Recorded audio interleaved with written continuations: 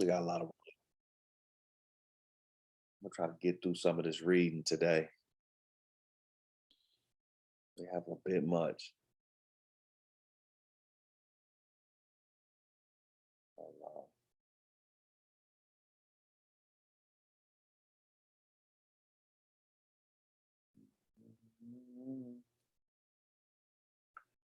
We got a bit much today. We coming into Hallelujah. First of all, let's just say Hallelujah to Abiyah for allowing us to go through the book of John like this. I didn't know where we were headed. I see it's 21 chapters in John, and we're gonna get into chapter 19 today. We almost at the end. We come a long way. Hallelujah. I feel like it's been some good readings, some good revelations, and some things that help us go about, being better in the Father word, and just being, the whole point of the awakening in this whole mission is just to learn as much as we can about Abiyah, about the truth about Abiyah, and not what the world has kind of filtered to us. As my ox said, a lot of the things we do is like spoken of like it's the truth and it's the Bible, but it's mostly tradition. And the whole point of this is to learn what the truth is, to move in it, to start to apply it to our lives and to move accordingly in the word of Yah. That's like the whole gist of it. And then from doing that, Abiyah will just constantly open up new things to us and show us new things, new ways, the word in ways that we ain't never seen, and just allow us to grow in this truth. And part of growing in that truth is the application of the truth. It's one thing to hear the word and to learn these stories and all these great events, which they are, don't get it twisted. But then we have to pick it up from there and apply it to our lives and live in it, as it say, or be faithful to it or believe it, which is my also was stating earlier, our action words. So if you have faith in something, or if you believe something, if you love something, Hebraically, you live in it, you move in it, as we say nowadays, man. It's all about how we move. So if I say I believe in the testimony, as we've been going through John, and the testimony in these words about Hamashiach, which is the Messiah in Hebrew, then I pick it up and I apply it to my life. The things that he talked about, the things that I see he did,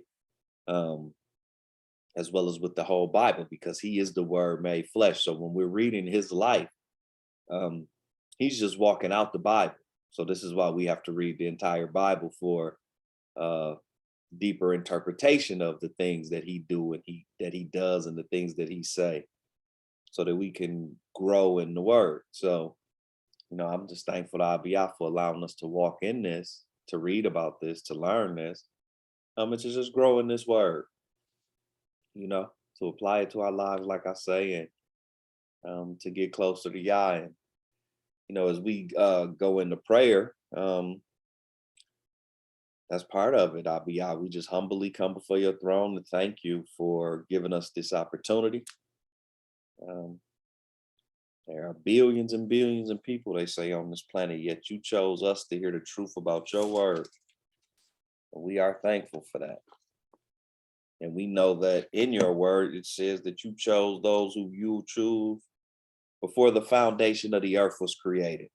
We've been reading in the second book of Enoch, where that's talked about even more thoroughly on Tuesday night. And we understand, Abiyah, that you've always had your eye on a group of people, a remnant of people, or even a nation of people at a time. And we just thankful to be able to be a part of that, to be able to get the knowledge of that, and to be able to walk in their true cultural history, their ways, and the things that they were about at a time. For we know that thine is the kingdom, Father, and the glory forever and ever. We know that we cannot do this without you.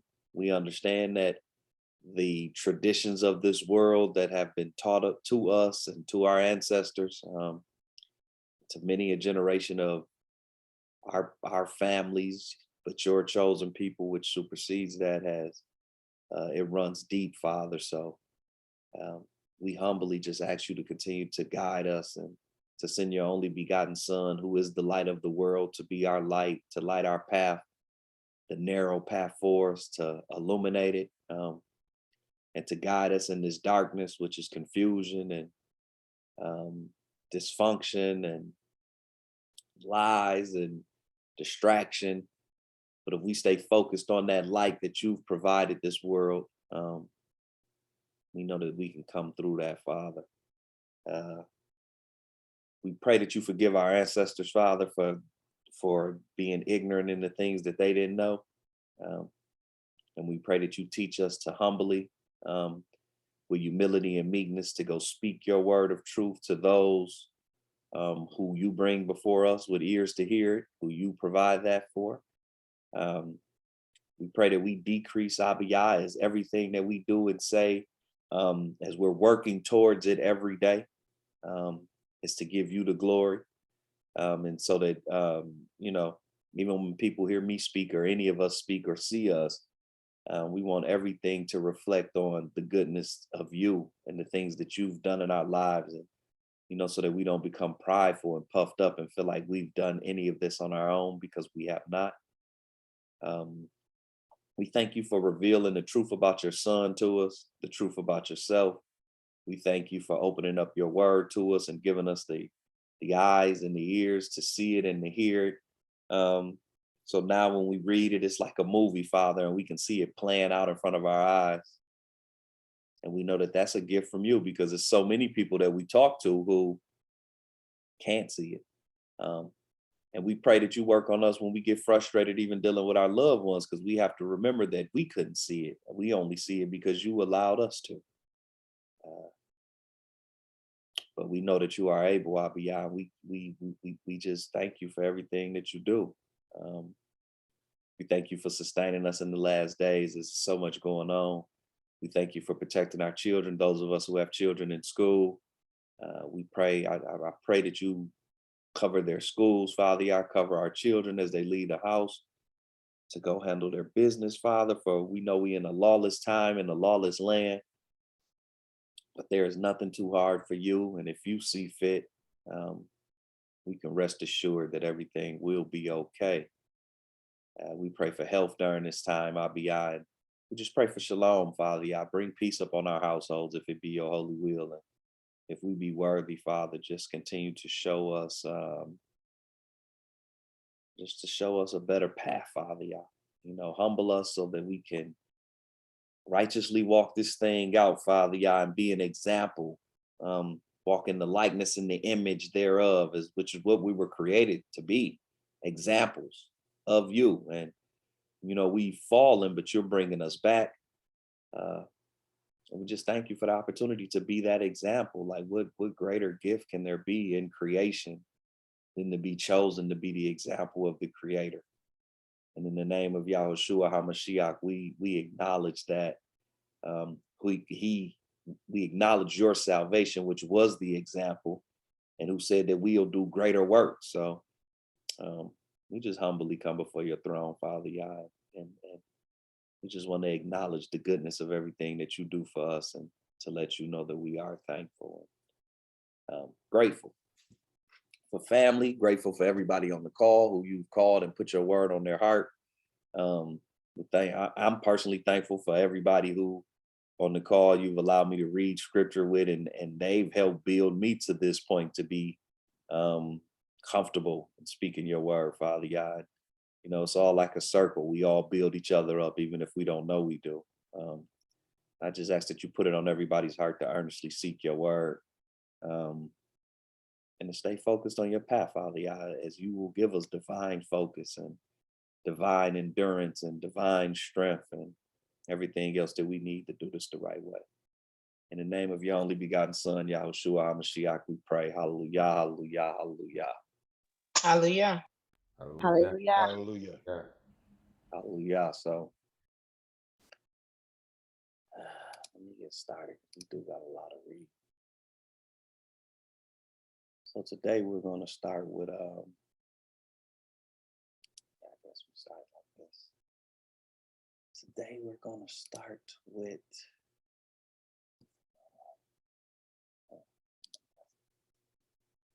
Shabbat Shalom, Yahakana. How you doing? Did I close it? No. I was gonna say, no, I did not. Shabbat Shalom. I'm good. Shabbat Shalom, everyone. Shabbat Shalom. Where my Naya at? She over there sleeping?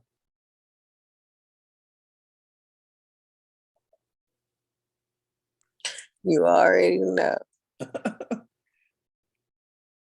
Hallelujah.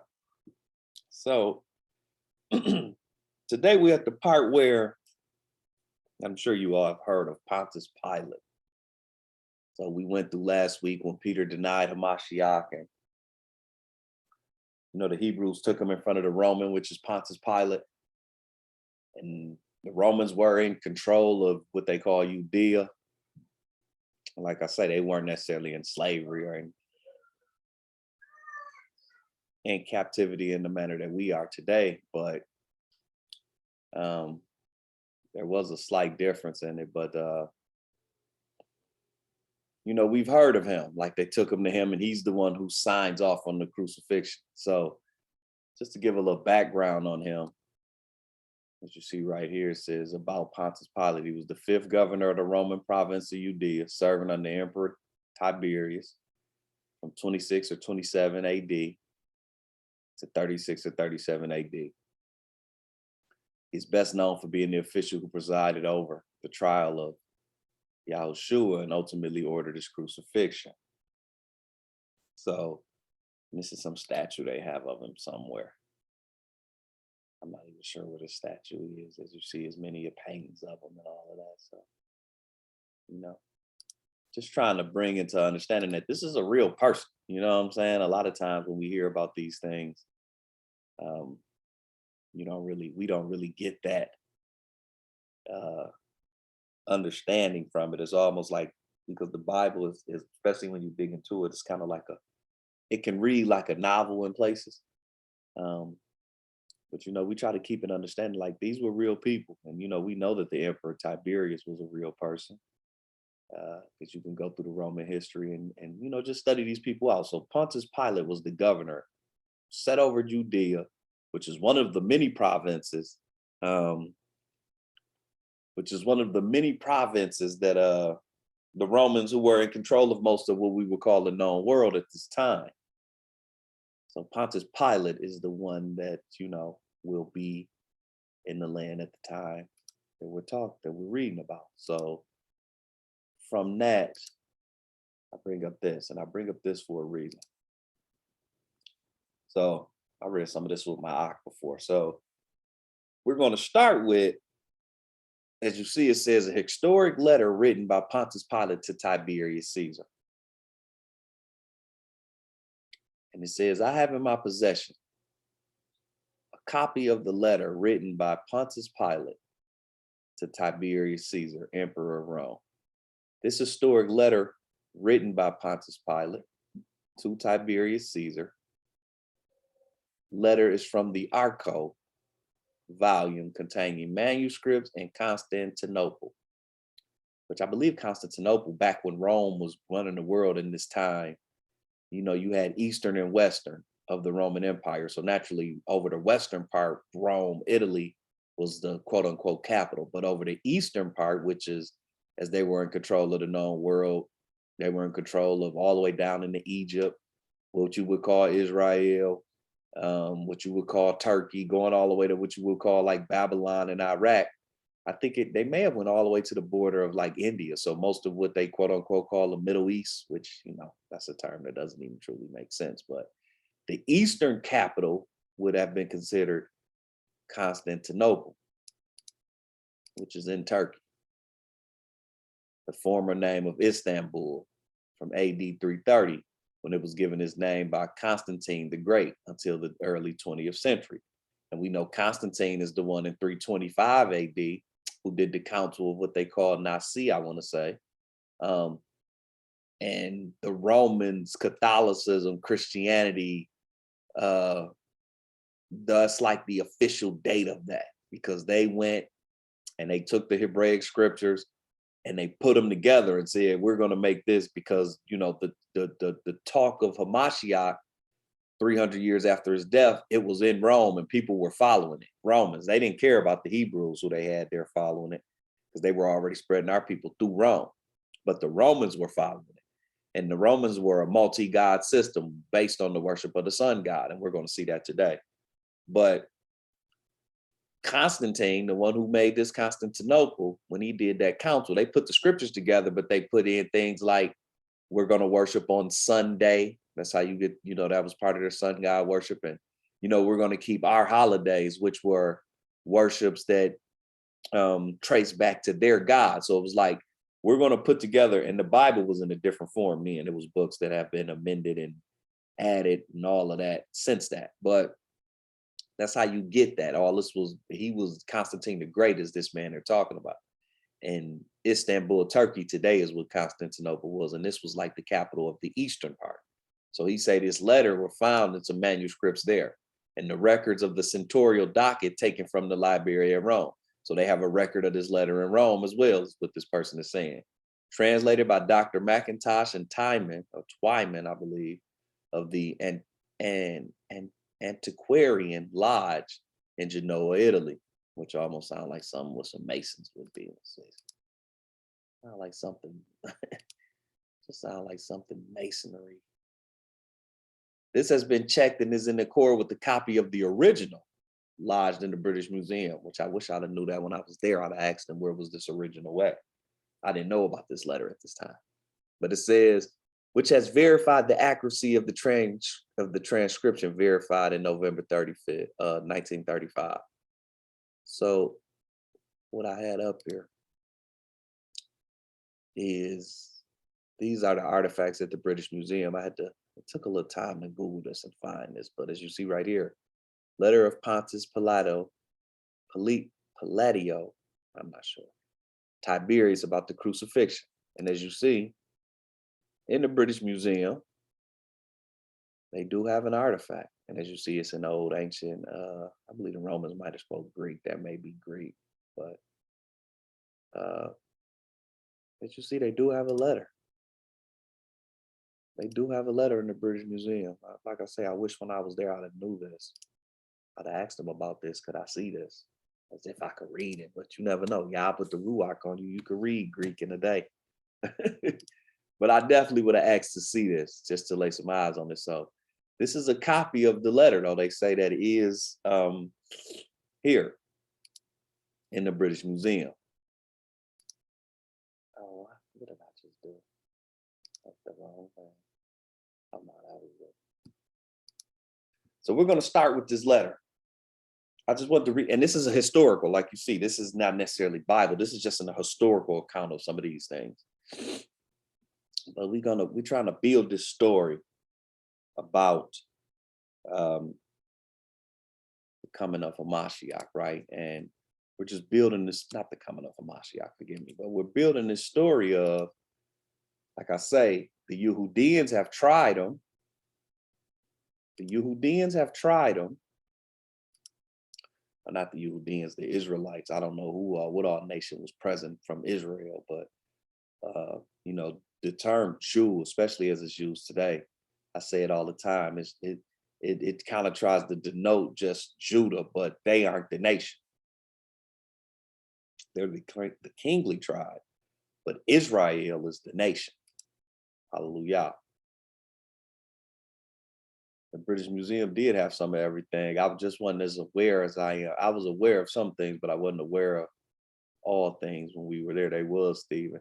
And you know what, Lauren, I asked Shelly if she remembered them Chaldeans we met. She did remember them too. That's funny. We ain't gonna get Lauren started about these Chaldeans, so that's a whole nother thing. But can everybody see this that I got up on the screen? On point. I'm weak. Y'all let me know if y'all can't see it, if it ain't big enough or whatnot. But it says, historic letter resurrected. Pilate's lengthy letter to Tiberius Caesar discusses at length the arrest and trial and the crucifixion of Yahushua HaMashiach. Tiberius Caesar, Emperor of Rome, noble sovereign. So, like I say, this is an historical account. And we're trying to build out this story of how this trial played out. Because in the Bible gives us a pretty detailed story, but I just feel like it's some key things that we should understand about how all of this truly played out. So first of all, he says, and this is his letter to the emperor, greetings. The events of the last few days and my providence have been of such a character that I will give the details in full as they occurred, as I should not be surprised if in the course of time, they may change the destiny of our nation. For it seems of late that all the gods, mind you, they were a multi-god system. So that's a clue right there. Pilate still, no matter what he may start to believe in Israel, remember I said that, because it's possible. But when he's writing back to Rome, he's still like, speaking towards Roman tradition and what they believe, right? But he says of late, it seems of late that all the gods have ceased to be propitious. I am almost ready to say, cursed be the day that I succeeded Valerius Faucius in the government of Judea. For since then, my life has been one of continual uneasiness and distress. So first off, the first thing Pilate tell Caesar is like, yo, it's crazy down here amongst these Hebrews. I don't know nothing.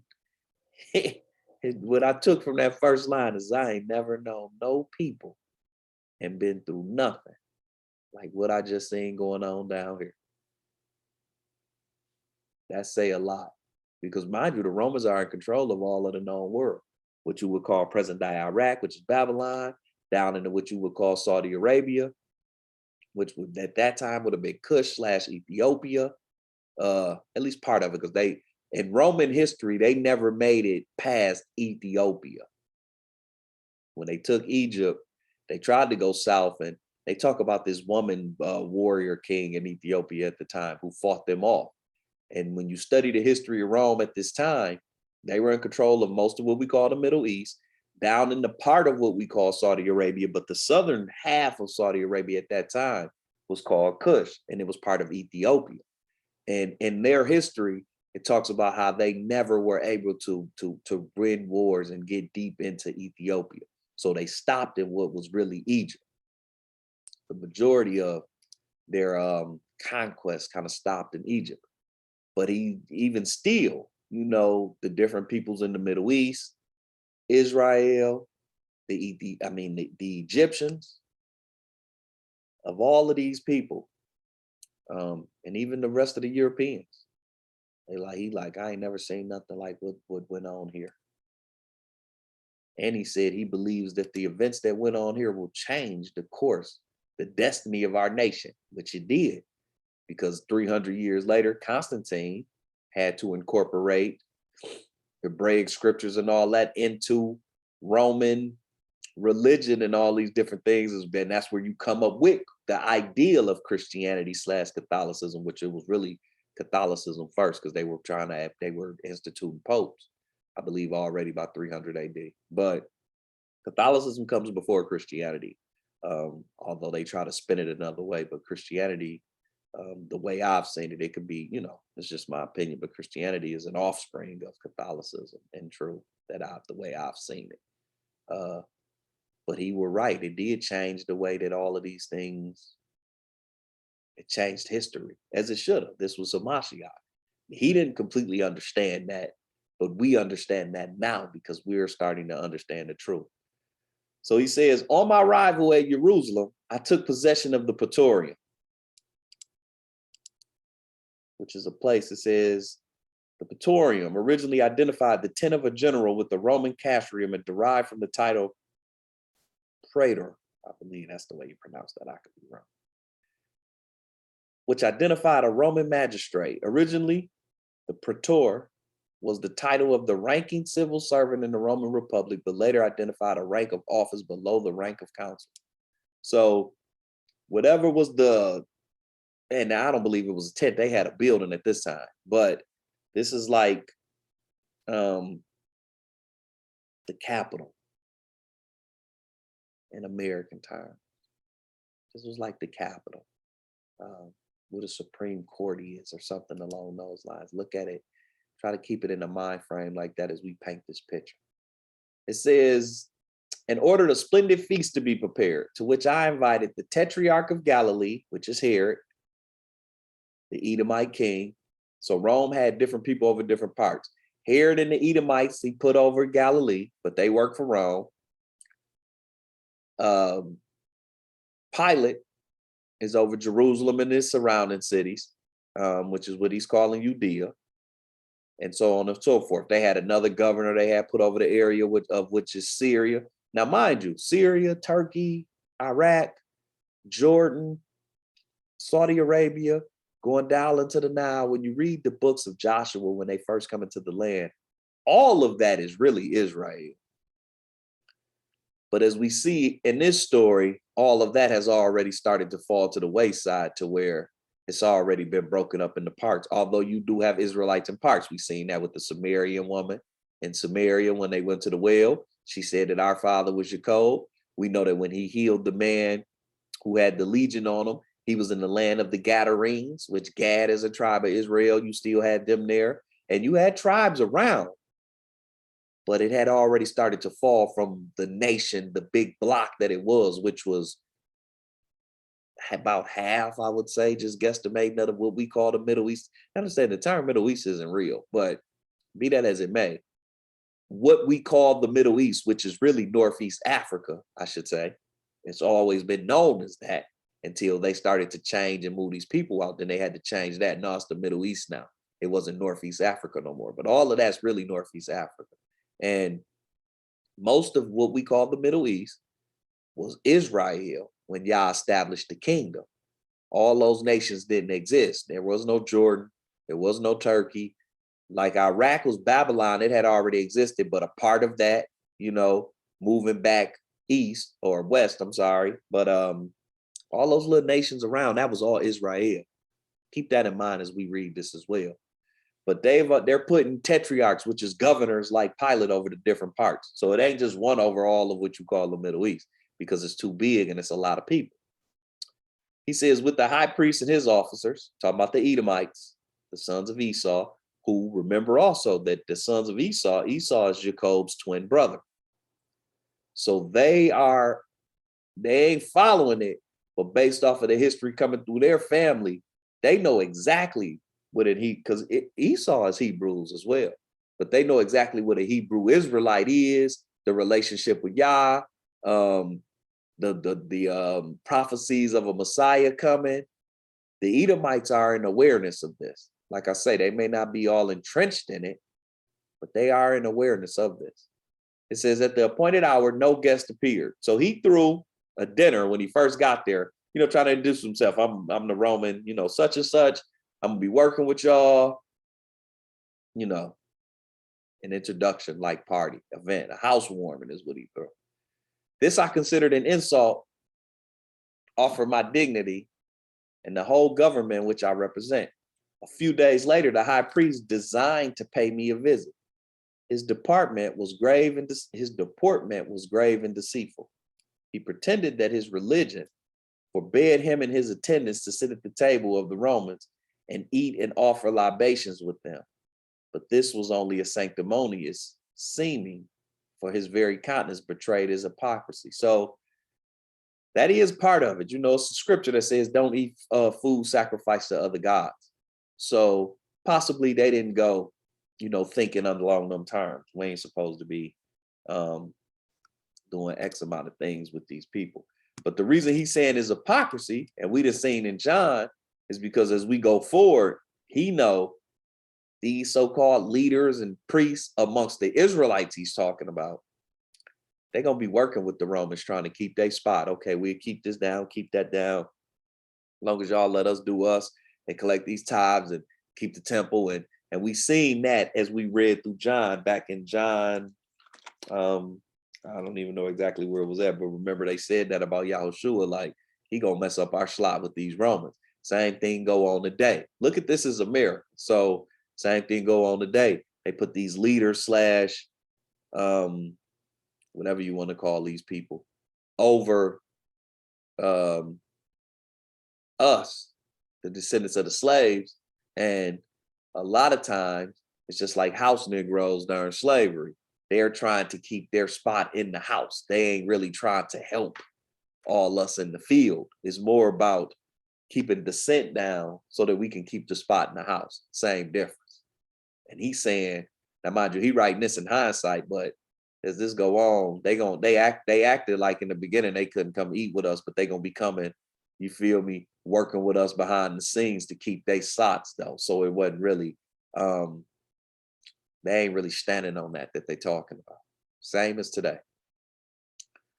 Although I thought it expedient to accept his excuse, from that moment, I was convinced that the conquered had declared themselves the enemy of the conqueror. So he like, yeah, they was acting like we was cool, but I could tell that they was plotting, trying to rule over their own people without us. And I would warn the Romans to beware of the high priests of this country. So Pilate already, from the beginning, he trying to tell them, I always kind of have my eye on them so-called leaders of these black folks, which is the Hebrew Israelites, but they some snakes. They people don't know they some snakes, but we know they some snakes. And we know in America, they know that too. So they feed them and let them be the snakes just to keep us down. And there's plenty of examples of that. But moving forward, they will betray their own mother to gain office in a luxurious living. He's trying to let them know this is how this go. And it's crazy because this letter is what, almost 2,000 years old, and this is still how this go. It seems to me that of conquered cities, Jerusalem is the most difficult to govern. Why is that? Because that's Yah's city. See, when you read the Bible, and even when you read, and we're probably going to read it one day, even about the flood of Noah. Yah told Noah, it's 4 specific spots on this planet that I've kept for myself. Jerusalem, Mount Ararat, where it said in Jasher that the ark stopped. Mount Sinai, where Yah went up and gave the commandments to Moshe. And there's one other place, I can't think, and the garden, wherever the garden was on the planet. That's why Jerusalem is so hard and difficult to govern, because no man can govern Jerusalem. That's Yah's. Even today. That's why even today, in what they call Jerusalem, I know it's debate about that, but even in today, what they call Jerusalem, that's why there's no peace and there's so much turmoil, and it's been there for forever, because you can't, man can't, which the Israelites that's there now, man has put them there and said that these are the Israelites and this is your land. But you can't do that with Jerusalem because this Yah's. Only Yah can put who, and it's saying in scripture, basically Yah say, only I can put the people here who's going to be this people. And that's why he says it's been trodden down by the Gentiles. But be that as it may, he says, so turbulent are the people that I live in momentary dread of an insurrection. So Pilate, like, we already worried about something kicking off. We worried about it. Kind of remind me of like almost kind of like slaves and Nat Turner. Like we worried about these slaves down here ain't going. We be worried they gonna turn up the spot. Pilate telling Tiberius, I have not soldiers sufficient to suppress it. If it go up, they can beat us. Because I ain't got that many soldiers. I had only 1 centurion and 100 men at his command. So I got 100 soldiers, but it's thousands of these Israelites, and they, you feel me? Y'all know our people. He like, now these some big dudes down here. They got hands. They nice with swords too. If they were to get to, same here. They can't keep our people down here, but we can't get on the same page, just like then. Same difference. The only reason why they can keep black folks, quote unquote, down in America and in the islands and all of that is because black folks, quote unquote, don't stick together. if we stuck together, they couldn't keep us down. But it's a reason for that. Because when you the chosen tribes of Yasharal, you Yah's people, ain't no men sticking together to conquer. Men have to stick together in the truth of Yah. That's how you move, because you've been chosen for something. I requested a reinforcement from the prefect of Syria, showing you that they got governors all over, who informed me that he had scarcely troops sufficient to defend his own province. An insatiate thirst for the conquest to extend our empire beyond the means of defending it. Basically, he like, as Rome, we was running through all big and bad. We was conquering all these lands, but we didn't think about how we were going to defend and keep these lands once the armies left and we were trying to set up governments to rule these people. I fear will be the cause of the final overthrow of our own government. He telling them, look, after what I seen, if it go up like this in all these provinces, we're going to lose because we stretched thin. Kind of the same way they speak about America today. You got these militaries all over. You got Ukraine, you got Taiwan, you got North Korea. You still got turmoil in the Middle East in different spots. Iran, Iraq, Afghanistan, really. And they say the same thing about the American military now. If it was to all go up at once, we stretch so thin. If these other nations in the world don't honor and come help us, we may take a L. Ain't even gonna make to it. They will take an L. They will take an L. He kind of sound the same. As I was reading this, and that's part why I'm linking this, because I was like, this sounds so much like America, which we know America ain't nothing today but the extension of the old Rome. It really rules the world. Now, it doesn't rule it with an iron fist like Rome did then. It rules it through trade, the dollar, military might, the UN and NATO and its allies. But America is the spear that rules this Western control, European dominance of the world. It is America, and that's why it kind of cracks me up when you hear the way some of the European descended people here in America speak about it, like, civil war, and let's do this and do that. It just goes to show you how people get blinded with power, because if America falls, European descended people / AKA white people, their nations will fall across the entire world, because without America, Europe ain't even strong enough to hold back China in itself. And then when you link Russia with China, they'll run over Europe without America. Yet people speak about America like, oh, we just, it's so gun-ho with power due to people, right? Because when you hear about America now, it's like, yeah, we hope it this and we hope it that. And no, you really don't. Because at the moment America fall, that will end white power, as they say. That will end it. You can't hold it up without America being strong. And we've seen that with the world wars. It was threatened then by itself. America had to come in and stabilize that. And China and these other nations have gotten stronger than they've ever been. Even with like South Korea and Japan, like, nah, if all of that fall and them nations band together, you can't fight them off nation on nation without America. So it's the same difference of what he's saying here. I fear will be the cause of the final overthrow of our whole government. And that's kind of how Revelation reads. The head of the spear, Babylon, is going to fall, the new mystery Babylon, and then all these other nations are just going to fall to the wayside up under it. It's kind of like the same difference. I live secluded from the masses, for I do not know what those priests might influence the rabble to do. Yet I endeavored to ascertain as far as I could the mind and standing of the people. He like, I don't really be amongst them because I know if it go up, it could go any way. And I don't trust them priests who claim to be helping us keep these people down, and we allow them to get rich doing it. I don't trust them, is what he's saying. He's like, but I try to keep an ear to the mind and the standing and what the people got going on. Pilate to Tiberius. Among the various rumors that came to my ears, there was one in particular that attracted my attention. Ain't that funny? Mind you, he writing the emperor. He like, I would hear different things about him. I would keep ear to thing. I would have soldiers. More than y'all know how our people is. More than likely, I got spies amongst them Hebrews who keep an ear to them and who come report to me what they going, what they plotting. Same as our people do today. There's always a snitch around. It's always a Judas. He like, it was this one rumor though about a young man.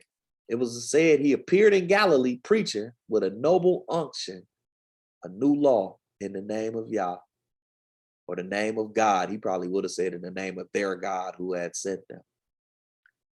And he only said new law because he didn't know no better. He didn't know the old law. Somebody just told him that, like, you know, you gotta put this dude down talking about he this and that. And it's a little different than what it's a little different than what the priests up there saying. At first, I was apprehensive that his design was to stir up the people against the Romans. So he like the first time he heard about Yahushua, he like, man, keep an eye on him. Almost remind me how they would speak about the Black Panthers or even Malcolm X. Not the Muslims, Malcolm X. They wasn't. The Muslims been in their pocket. These Black Muslims in America been in the government pocket from the beginning. Sadly, Martin Luther King was too. Martin Luther King, I believe, a little bit more ignorantly. He thought he was doing right. He didn't know they was using him for their bid until the end. The Muslims, I believe, Elijah Muhammad and all them always know. That's why they didn't like Malcolm X, because when he figured it out, bucked left, it was like, nah, he gotta go. But he like, my fears were soon dispelled. Nah, he ain't trying to stir up the people against us. Yahushua of Nazareth spoke rather as a friend of the Romans than of the Israelites. What make you think that, Pilate? He said, because one day in passing by the place of Shiloh, where there was a great concourse of people, I observed in the midst of the group a young man who was leaning against a tree, calmly addressing the multitude. I was told it was Yahushua. So Pilate, like one day we was coming through, you know how he moving, he's scary already, and let that be known. He probably coming through with 50 other 100 soldiers, just in case. Kind of how the Pope come through, or these dignitaries now, right? It'd be all these bodyguards and security and military, and you can't just run up on them. Same difference. He was calmly addressing the multitude. I was told it was Yahushua. This I could easily have suspected. So great was the difference between him and those listening to him. His golden colored hair and beard gave him the appearance of a celestial aspect. So stop. Pilate, like the first time I saw him, in a sense, I saw the glow on him. Because he said a celestial aspect. That's a big thing to say about a people that y'all governing over. Kind of reminds me how when they see these athletes, when they can't explain it, they be like, I just seen the God-given talent. That's what they always say about us when they can't explain it. But it ain't clicked to our people yet. That's because we are the apple of his eye. See what I'm saying? It's a reason why you different. He like, it was just something about him. He was different. He appeared to be about 30 years old. Never have I seen a sweeter or more serene countenance. So he was just special. I had heard about him. My first time I ever seen him, he was just special. He was different than all these other Israelites. What a contrast between him and his hearers, the people who heard him. We know he talking to Hebrews because he said, go into the lost sheep.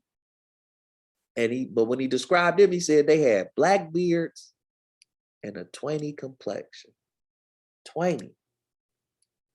What is twanny?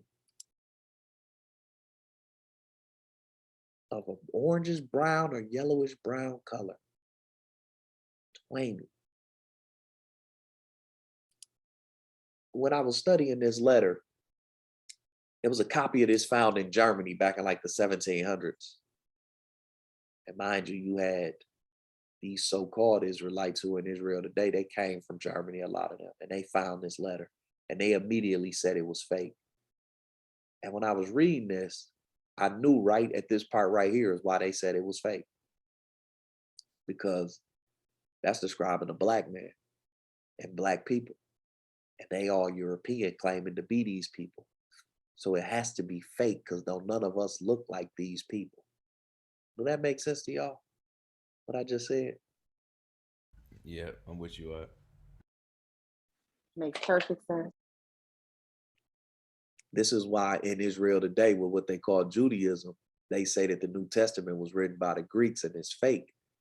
Because even in the Bible where it said his feet was of polished brass and burned in the furnace and all of that, he can't be from the tribe of Judah, from the lineage of King David, because the people over there claim that they are the tribe of Judah, yet they are European. Don't none of them look like him. So it has to be fake. This is what I'm trying to tell you. This is why they can't claim that. Because if you think about it, it would really benefit them to be saying, yeah, that Jesus Christ that y'all follow, that was our brother. All the pictures of him white, he looked just like them. It would benefit them to be saying, yeah, that was our brother, we from the same line as him, and he was this and he was that. It would benefit them to take credit for him, but they can't, because of everybody in the Bible. He is the one it was just a brown, Shelley, probably a lighter brown. Some of our people have brownish hair. I think that's why they speak of his hair being of a golden color, but that's why they can't take credit for him, because of all the people in the Bible. He is one of few where there gives elaborate description of his makeup. And it's always a brown color attached to him, and they can't relate. So he has to be fake for that to fit the narrative. And that shows you the lie, because they should easily be to say, yeah, Jesus Christ on all them pictures, that white man, that's us. They don't even claim him. They trying to get around the lie. That's why you can't start lying. When you lie about the Bible, and it ain't all lies all the time, but when you misinterpret the Bible, you throw the entire Bible off, because the entire Bible is written to the same people, about the same thing. So when you don't, and all people who misinterpret ain't trying to misinterpret it on purpose. Some people just don't know it and claim to, which is the same problem though, because when you do that, you tear from the fabric of it. And when you tear from the fabric of it, it don't flow. The Bible flows like water. And he's going to say that in this. That's about to come up. It flows like water. And once you start messing with it, it's like you put a dam and you stop the flow of the water. And now you got to poke a few holes in the dam so the water to still go through. But then you have to constantly put dams because it don't flow. It all should flow. Even this historical account should flow. And this is why I'm reading this, because it do. I'm willing to interrupt him by my presence. I continue to walk. So Pilate intrigued, really, for being the governor, the representative of Rome, and really the representative of Caesar. He can't really show him that reverence publicly, because we're the Romans, we the Europeans, we over you people. Yeah, we allowing y'all to exist in your own land, but with all that you talking about, it ain't what we own, and what we own is right. Same as today. It say, but he signified to my secretary to join the group and listen. So he told somebody with him, more than likely a Roman who understood the Hebraic language. Don't stand amongst the crowd though. Listen to what he's saying and come report it to me later. My secretary's name is Manlius. He is the grandson of the chief of the conspirators who encamped in Iturea, waiting for Catiline. Manlius, which is some historical event that happened in Rome, we probably could look up and figure it out if we wanted to. Manlius had been for a long time an inhabitant of Judea and is well acquainted with the Hebrew language. Stop. They tell us that the New Testament is written in Greek. See what I'm saying? How is it written in Greek if all of these people speak in Hebrew? See why they had to say this was fake? Because it go against the way they've tried to depict this knowledge. And mind you, this ain't the Bible. This is an historical account. They have an account of it in the British Museum, in the Roman Library. This is why I read that to y'all like that. But it's written in Greek. Well, why is it written in Greek if they all speak in Hebrew? He was devoted to me and worthy of my confidence, this secretary. He say, on entering the Praetorium, when I got back to this government building where we stand, when I got back to the Capitol, I found Manlius, who related to me the words of Yahushua had pronounced at Shiloh. I seen, once again, even in this, I saw this movie saying, As soon as he heard that Manlius was back, he was like, "Go get him. Bring him in here now. I want to know what that Hebrew was talking about," because he's intrigued. Never have I read in the works of the philosophers anything that can compare to the maxims of Yahushua. One of the rebellious Israelites, so see, he calling the people rebellious, so numerous in Jerusalem, having asked Yahushua if it was lawful to give tribute to Caesar, meaning pay a tax. He replied, "Render unto Caesar the things that belong to Caesar, and unto Yahuwah the things that are Yah's." Now think about that, because that's a scripture. I'm sure many of you, somebody put that scripture in the chat for me, so y'all know that that is a scripture. Just think how the Most High moved, though. The Most High knew that Pilate was intrigued and they trying to put him in the box like he against Rome. And so understand, there is no coincidence with the Most High. Pilate, that secretary, all that happened at the exact time for that to be spoken, for that to be taken back to Pilate for that reason. Oh no, he ain't against Rome. He just speaking to his own people. All that was by design. So now just by hearing that, Pilate like, oh, he ain't against us. He cool. He good. Thank you for that scripture in the chat if y'all want to see that. He good though. He ain't against us. That was by design. And you'll see as we go forward. I extended him my protection. It was on account of his sayings that I granted so much liberty to the Nazarene. So now think, because of that, Pilate think in his mind, he been telling those Pharisees, y'all got to leave him alone behind the scenes. Think of that. He thinking the Romans is why he able to do what he do, which is exactly how they play us today. Oh, the only reason y'all can take y'all Hebrew Israelites and be on the corners yelling at people is because the Constitution and the First Amendment, freedom of speech, it also extending you. So even though we ain't feeling what y'all be out here saying, y'all protected under the Constitution. Ain't that how they talk? That's how he talking. Oh, the Constitution give you the right to do that. That's the only reason you could be out there talking like that. And they reckless. Know that. Them boys on the corner be reckless in that thing. And don't always be talking no scripture. It be with their interpretation, see? When they mess up the flow of the water. But because the Constitution and the First Amendment, you can do that. That's what Pilate just said right there. Because of the Constitution, we gave him the liberty to talk that, even though the Pharisees ain't feeling what he's saying. For it was in my power to have him arrested and exiled to Pontus, but that would have been contrary to the justice which has always characterized the Roman government and all its dealings with men. You know, America, we fight for democracy. This is why you can do that. I promise I was reading this. I was like, wow, that sounds exactly like how I go today. That's what he just said. Oh, because of the Constitution in Rome, we a democracy and we fight for the freedoms of all people, except for y'all for real. But, you know, we gonna act like it. You can do that. You can't go home though. See, that's how they play us in America. You got all this freedom here. You can't go home though. This man was neither seditious nor rebellious. Man, because of that January 6th thing up at the Capitol, I'd have heard the word sedition more in my life in the last year. I probably didn't even know what it was until January 6th. I hear it every time they talk of why these people ain't being charged with sedition. You know why. There'd have been some niggas up there. They would have all got charged with treason and seen firing squads. Y'all know it. That'd have been some Muslims or some Mexicans. Man, stop. I extended to him my protection, unknown perhaps to himself. So he writing back to the emperor like, I'm the reason he was cool. He don't even know, which is how they talk about us. I'm the reason he was cool. He don't even know.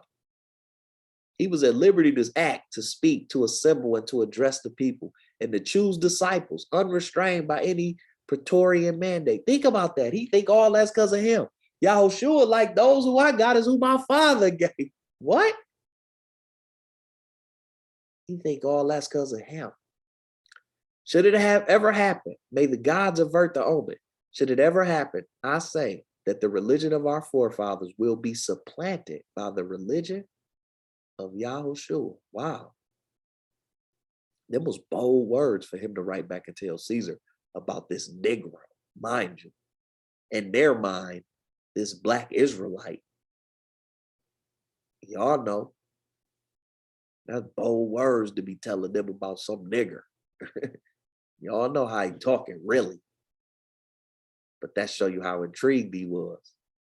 It will be to this noble toleration that Rome shall owe her premature death, while I miserably wretch will have been the instrument of what the Israelites call providence and we call destiny.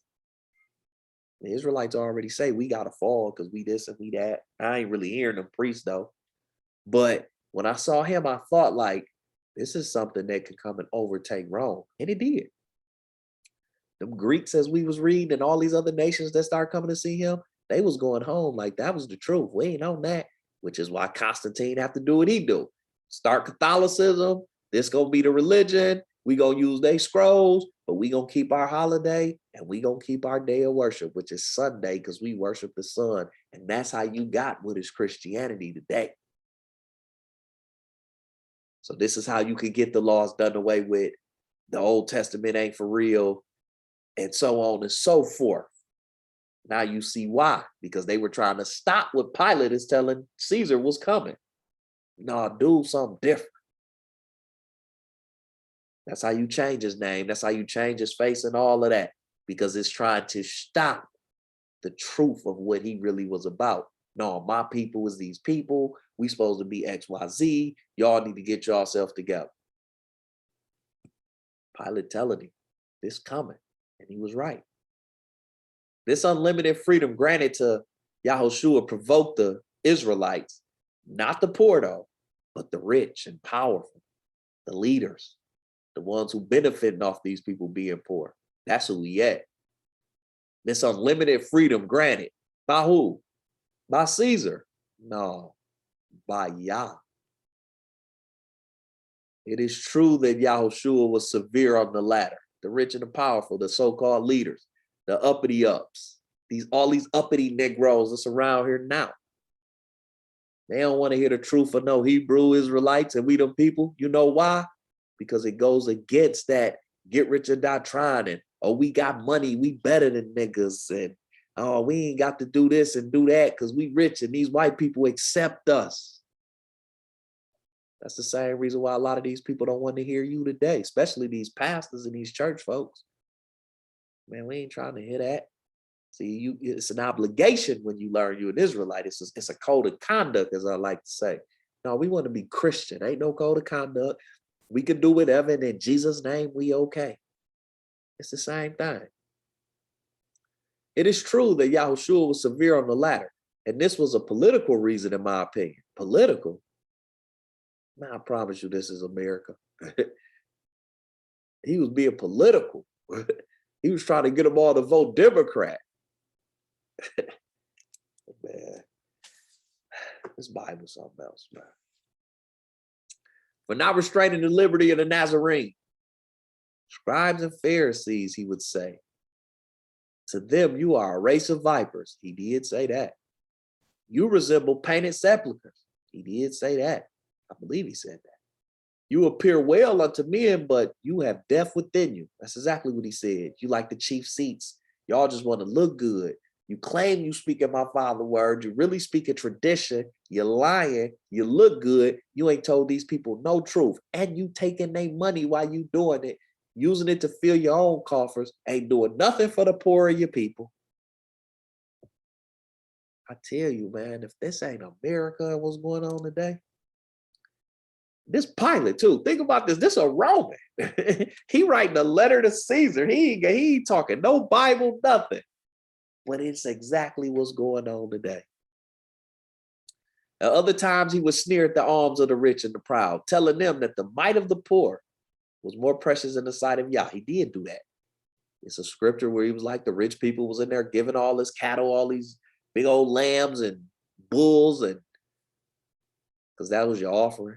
You know, you had some gold too. You might throw in there some other things worth some, but it's cattle, you know, things like that. Produce, product. And remember, he had the one lady who gave her two She had 2 little brass coins or something. And he told the disciples she just gave more than all of them. They was like, why? He was like, because she gave her last. And see, and giving your last is because you got faith that Yah is going to get you right when you give your last. See, that's that. And he like, they give it from abundance. That ain't hurting them to give that. They don't care nothing about putting that little money. And that's just how church be. The rich people be in there and they give all that. That ain't hurting them to give that church no money. It's the person who give his last. Because to give your last mean that you got faith that Yah is going to make sure you okay. Money ain't what move you. Your job ain't what move you. Your title, this European acceptance that you Negroes got here in America, that ain't what's getting you right. No, I trust the Most High. Who really trusts the Most High amongst our people here in America? Don't nobody trust the Most High, man. People lean on that money and they just know that's what got them together. No, that ain't what got you together. You a descendant of a slave in a nation that called you a captive. You ain't got enough money. And like I say, with all that being said, you can't go home. So what do you really got? You don't have a culture. You don't know who your ancestors were. You don't even know where you from. All you know is we took you from what they call West Africa. That ain't your land, no. Research it. Talk to the Africans that's there. They'll tell you in a heartbeat. Oh, no, they teach that the people who was living in our land went into captivity, not our brothers. They ain't from the same tribe as us. So where you from? Ah, but you got a Benz and a nice house, though, over here in captivity. You think you won. You ain't got nothing. We ain't got nothing. To this day, I don't know, nobody black in America got nothing. I don't care if he Kanye West. I don't care if he Oprah, down to the poorest Negro at a mission. You ain't got nothing. We all the same because we don't have a culture. We don't have a people. We don't have, and that's why what the go on with the kids is happening. Oh, because there's more opportunity. You can go to school, you can get money. More black people got money now than never had in the history of our people being here. But you see it in the kids. By not having the culture and identity, what we doing with that money? Man, as soon as these old folks die, we jacking the money off and we in the hood in the strip club with that money. It's gone.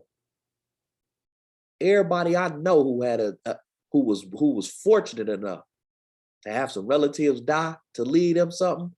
And there's people on this call who grew up with me my age and they know them. Everybody jacked all that money right off. You know why? Because they didn't have nothing to base it on. When you don't have an identity, you'll be what everybody around you being. See, you don't see that in the Bible because when they die, it's somebody who like, man, my parents worked too hard for this. We trying to build this up for the family and do this. That's because they know who they are. Man, over here is like, please, man, get that little money. Your granny done worked her whole life to slave for that little slot of land. Man, they get the house, sell the house, go buy beers with the profit and it's over with. Within a year, all that money be gone. That's right. That is the culture. That's our culture here. We ain't got none. And that's why he said that woman who trusts Yah, she got it all. Complaints were daily made at the Praetorium against the insolence of Yahushua. He letting you know, because there ain't no regular Israel, well, just like here. Ain't no regular everyday black folks go talk to these people, these Europeans in power in America. Who do that? It's the so-called leaders amongst our people going behind his back like, man, you got to stop him. He gonna talk these people against y'all. But Pilate already done seen him in person and he like, nah, that ain't what I seen. I don't even know. I'm more worried about you priests. Remember he said that. You priests, the hypocrites. TD Jakes them. Now I'm worried about y'all. You Israelites who's supposed to be leaders who lie. I'm more worried about y'all.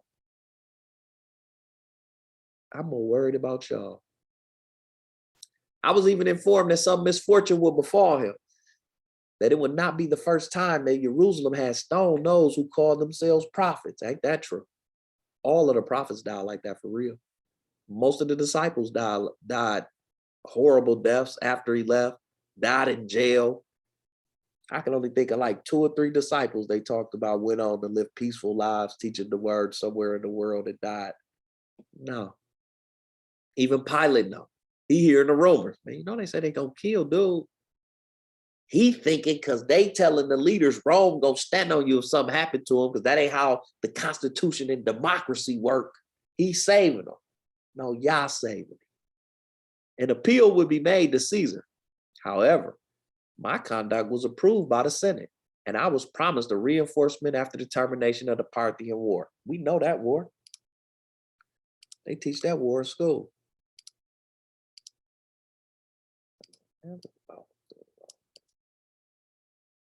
They teach that war in school. I remember reading about this war.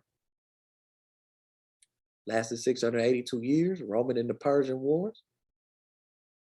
Began in 54 BC. Started in 54 BC, ended in 217, which ain't no 600 years. But it was long after Pilate. So it was going on at that time. And they didn't talk, because he writing back like, look, I fear a revolt. If I don't get no people down here, I'm in trouble. And they told him, like, don't worry about it. Don't worry about it, man. Just last to this war over with. We gonna send you all the reinforcements you need. So he tried to just keep it cool because he knowing, I don't really trust you, priest. I kind of like what he talking about, but if it go up with all of this with y'all and us, I ain't got enough to fight y'all off. Being too weak to suppress an insurrection, I resolved upon adopting a measure that promised to restore the tranquility of the city without subjecting the praetorium to humiliating concession. So I came up with an amendment. I wrote to Yahushua, requested an interview with him at the praetorium. He came. Oh, Pilate met him. Oh, Pilate met him. Okay. You know that in my veins flows the Spanish mixed with Roman blood, as incapable of fear as it is a weak emotion. That's how they talk to today. That's how the mob be acting. Oh, you know, we Spanish and, you know, I'm from Sicily. We don't feel no fear. That's where John Gotti from. And down they talk when you see all the mob movies from over there, which they ain't nothing but Romans. That's funny. You never really realize that. When you watch all these mob movies, Casino and Godfather, and which is loosely based on true stories about these, you know, the mob here. Lucky Luciano and Gotti and Giancana and, you know, all these so-called Al Capone, you know, all these so-called tough Italians here, low-key, they ain't nothing but Romans.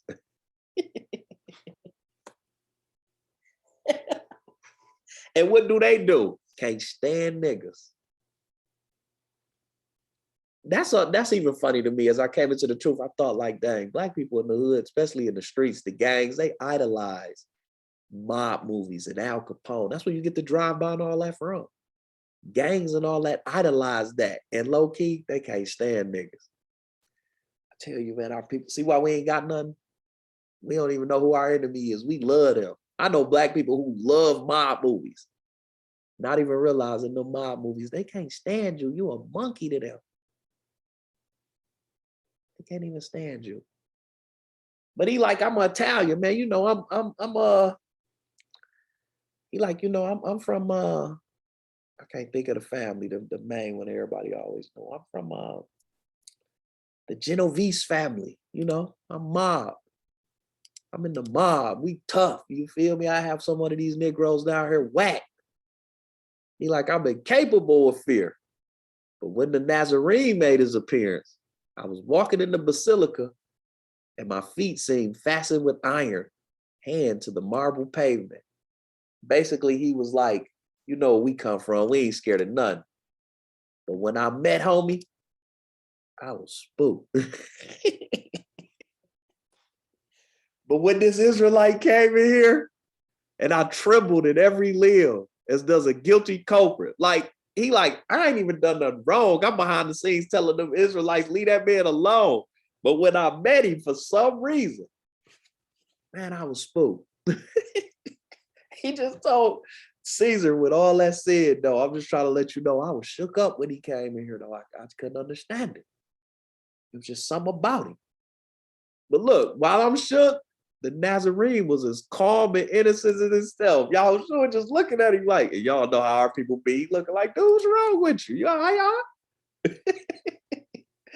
He shook. I'm shook, and he just standing there cool. Like, what's up, man? What you called me up here for? You got something you want to say?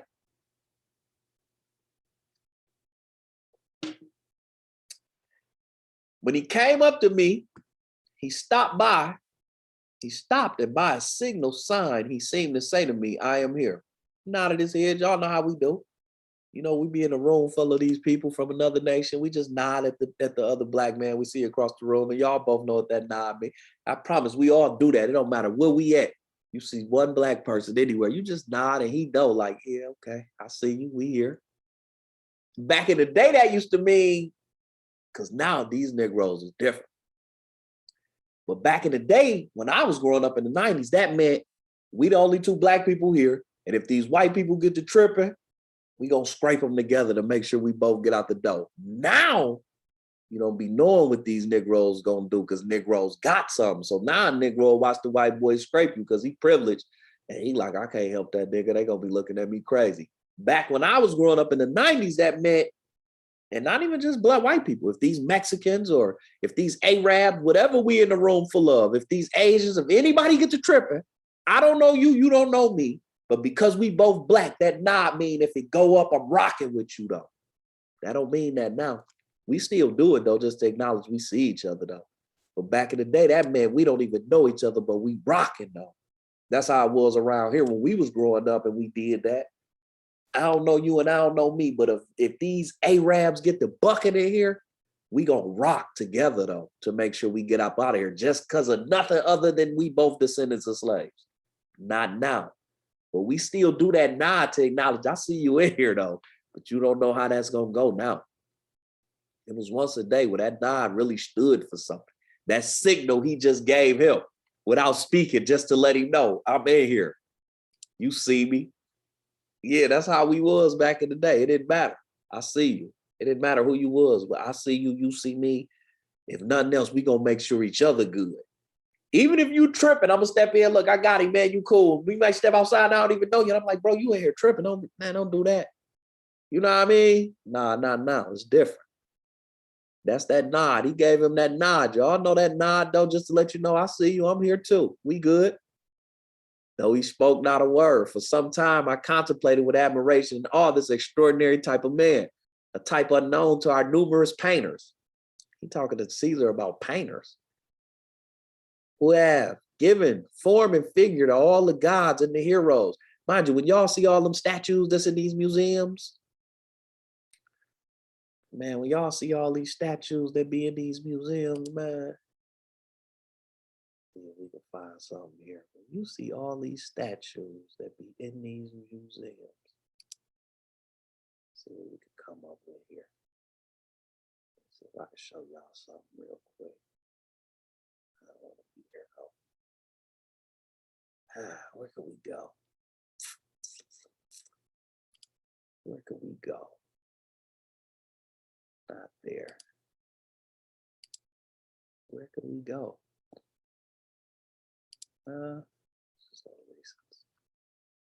When we be seeing all of these statues that be in these museums, let me show y'all something real quick.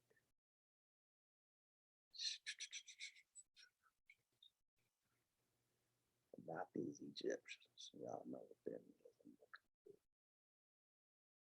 looking for. You know what I meant to tell you, show y'all this when we did the prophecy of Pilate. This little thing right here is in the British Museum, and they say that this was a scroll that the prophecy of Caesar, who freed the Israelites after the Babylonian captivity. We actually got to see this, and the belief is he freed the Israelites. It's written on this scroll. Now, mind you, when I saw this, I didn't know I was an Israelite, but I always think about this moment as well. Like, wow, I actually got to see that where they say he freed Israel on that scroll. That's in the British Museum. But what I'm trying to tell y'all about these painters, here we go. Here go one. This the Parthenon. They had this in the British Museum. They stole this from Italy. They actually want this back. But what he's talking about is these sculptors who done made all these gods, and there's some better ones than that, although that's the wall of the Parthenon. Lauren, this was the Chaldeans right here, this Nimrod, and then we got to see Nimrod, and the Chaldeans we saw on the trip was geek, like, oh, wow, this is our history, and woo, woo. And at the time, I knew what this was, but it wasn't until years later I thought, like, they were so geeked to see Nimrod. Wow, but the Chaldeans was like, that was their history. But where's these sculptures I'm looking for? I know I didn't see them. Here they go. No, that ain't them. these sculptures they talking about is, man, here we go. Because this one was like Zeus. It's supposed to be like Athena or something. One of them. I don't know these people, man.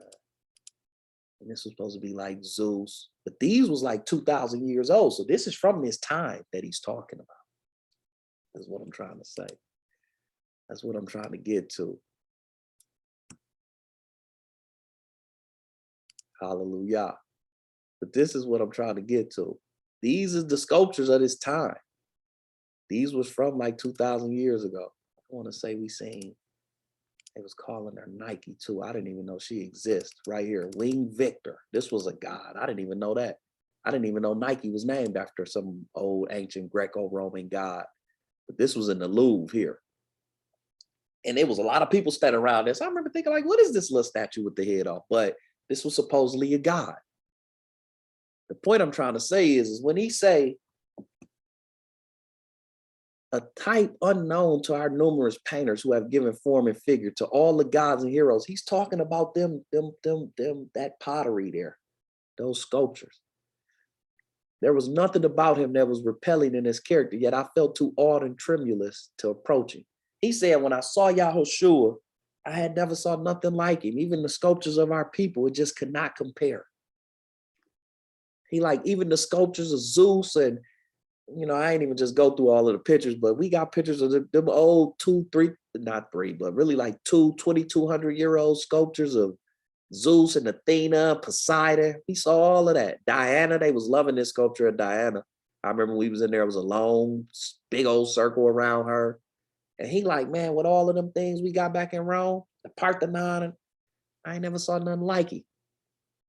I ain't never saw nothing like it.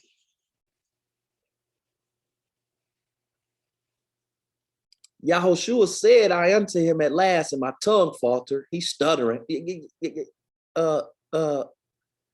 Israelite from Nazareth, man. For the last 3 years, I've granted you ample freedom of speech. See, the Constitution. I'm doing that for you. I'm the reason you ain't nothing happened to you. I'm scared of him, though. He telling Caesar, I'm scared of him, though. I'm shook. I ain't gonna lie to you. I'm shook. For no reason, because he chilling. He ain't posing no threat, but I'm just something about him.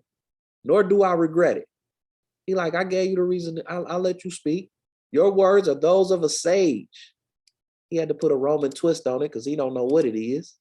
A sage. And a profoundly wise man, especially one who features in ancient history or legend. So he giving it, he like, you something that the legends be wrote about. I know not whether you have read Socrates or Plato, so they are already around.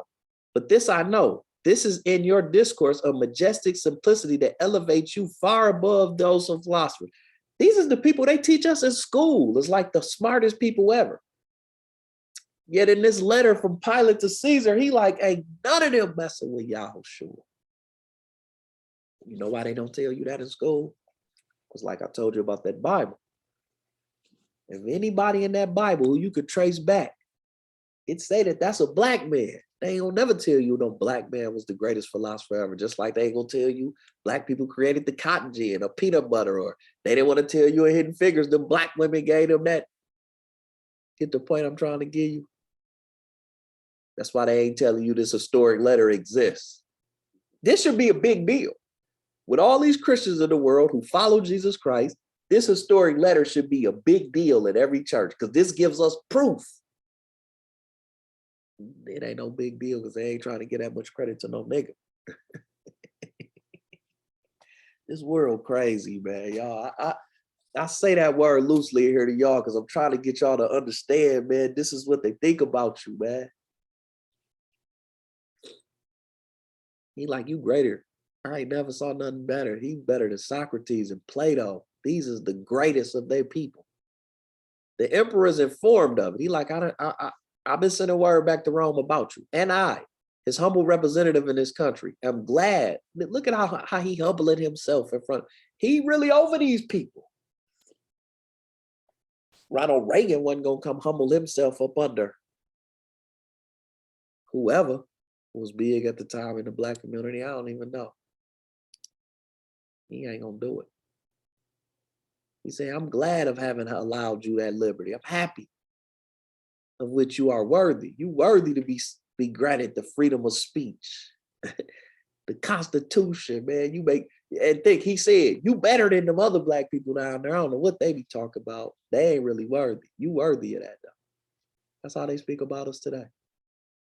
However, I must conceal from you that your discourses have raised up against you powerful and inveterate enemies of your people.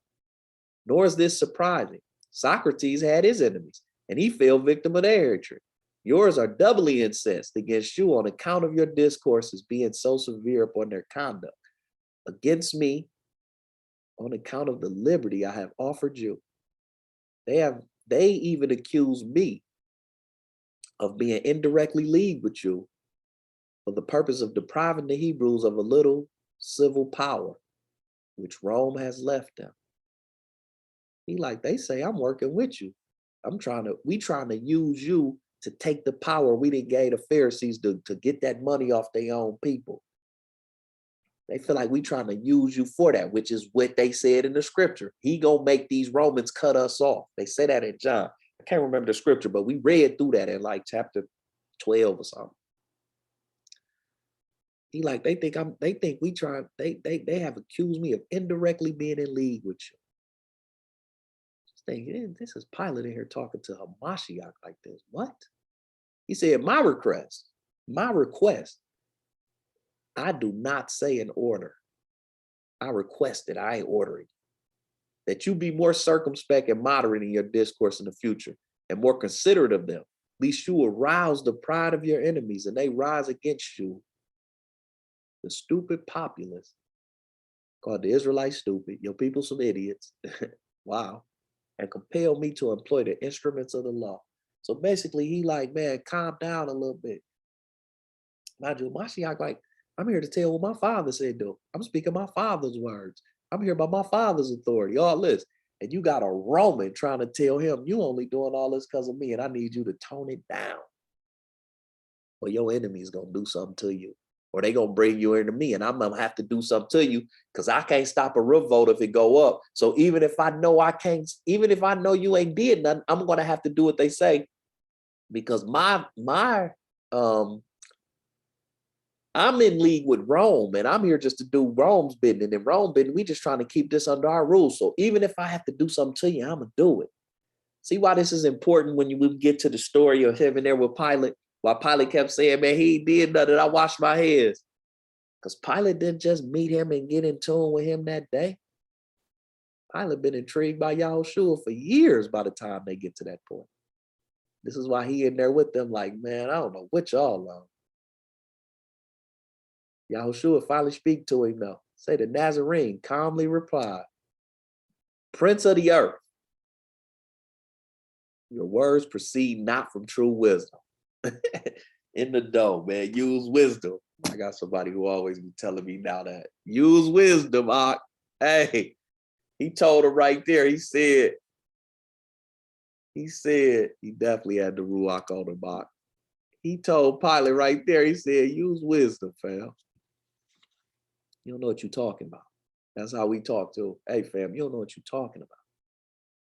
Can you say to the torrent, which is the water, this is why I brought up the water, to stop in the midst of the mountain gorge? It will uproot the trees of the valley. A powerful water can't just be stopped. It'll pull the trees out the ground. The torrent will answer you that it obeys the laws of nature and the creator. And we just went through that in the second book of Enoch, where he talked about water. And Yah said, when he gathered all the water in one place and he brought land forth, he told the water a commandment, do not breach land. So it ain't that water just, they try to tell us that now with climate change. Oh, the water level's just too low. That's why I don't know. There's enough water on the earth and under the earth to flood the earth. The reason why the water don't flood the earth is because Yah told it not to. And that's what he just told it. The water obeyed the creator. Elohim alone knows whether flow the waters of the torrent. Only Yah can tell the water what it can and can't do. Verily I say unto you, before the rose of the Sharon blossoms, the blood of the just shall be spilt. And we know from last week with Peter, it was still getting cold out at the beginning of the year.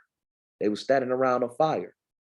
It's a chance that the flowers, more than likely based off of what he told him, had not blossomed, even though the year has turned over. But whatever this particular flower was, it hadn't got warm enough and deep enough in the season to blossom. So this is right before this too. So he trying to tell him, I feel you, you done gave me all this and you telling them stand down. You don't know what you're talking about though. I'm like the water. Only y'all can tell me how to flow, how to speak, what to do. Hey, I am the water, matter of fact, because the water is the word. Verily I say unto you though, dude, the blood of the just gonna be spilled here soon. With everything you talking, you done gave me this. Oh, because of your Constitution and the First Amendment and freedom of speech, that don't mean nothing. The devil about to get to work. But see, you a Roman, y'all believe in some of everything, so you don't really understand that.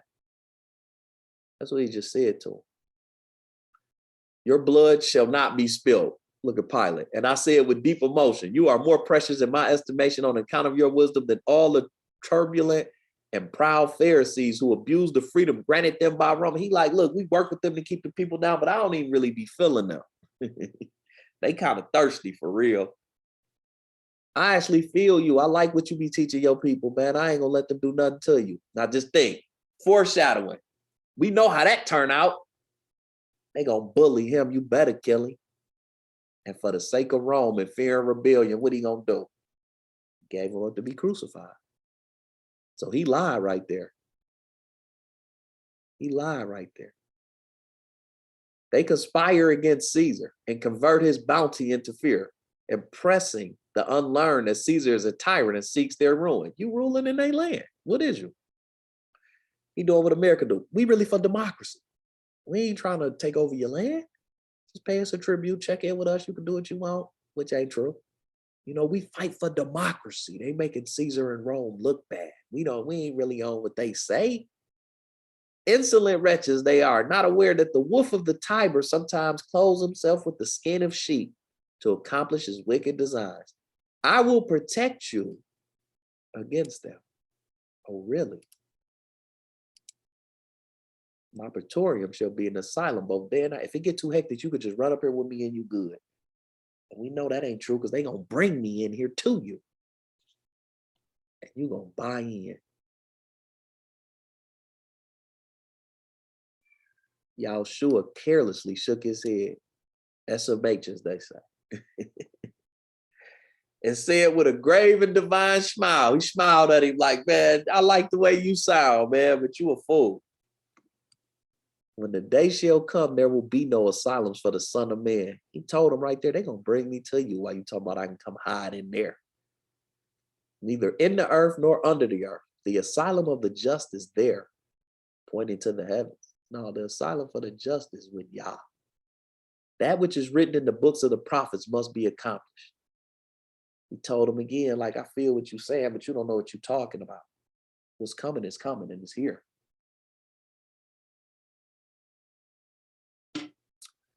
Young man, I answered mildly. Remember, he requested at first. Now he given an order. I will oblige you to convert my request into an order. The safety of the province, which has been confided to my care, requires it. I don't need a rebellion. If they take this from me, I'm going to be shamed all through Rome, and Caesar and them may kill me. You must observe more moderation in your discourse. You got to tone it down. Stop telling these Pharisees they rich and they vipers. Come on, you know Yahushua, listen to him. Then Yahushua told Peter, get thee behind me, Satan. You trying to stop me from doing my... So how you thinking listening to Pilate? He like, this heathen wilder. Hey, this heathen wilder, man, what?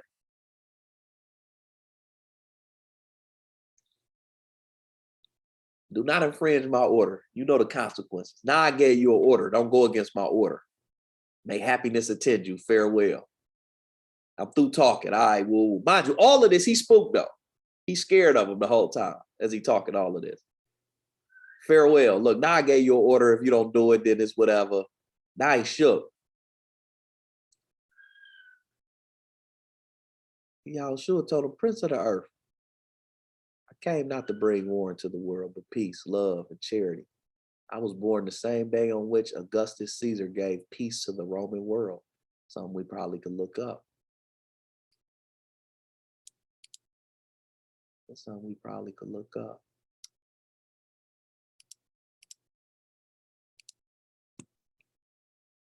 Persecutions proceed not from me. I expect it from others, and I will meet it in obedience to the will of my Father. Look, I feel what you're saying and what you're going to do, and don't go against your. I'm here to do my Father work. Basically, he just told him what he told Peter. Get thee behind me, Satan. You don't even know what you're talking about. Plus, you're going to do that anyway. You just don't know it yet. Who has shown me the way? Restrain, therefore, your worldly prudence. You don't understand what I'm about. It is not in your power to arrest the victim at the foot of the tabernacle of expiation. He like, you ain't even got the power to do none of that to me. He like, dude, look at you. I'm in here chilling and you already scared of me. How you gonna do something to me? Stop it, man. My Father ain't gave you that authority. So saying, he disappeared like a bright shadow behind the curtain of the basilica to my great relief, where I felt a heavy burden on me, of which I could not relieve myself of in his presence. So he telling, after all of this, he like, I don't even know. I just seen him step behind the curtain and he was gone. I don't even know how he left. And I felt the heavy burden come off me. The fear just left. I still don't know why I was scared. He telling this to the emperor. I still don't know why I was scared. He like, I still don't know.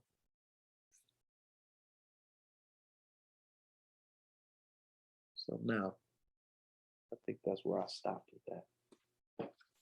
Let me make sure here.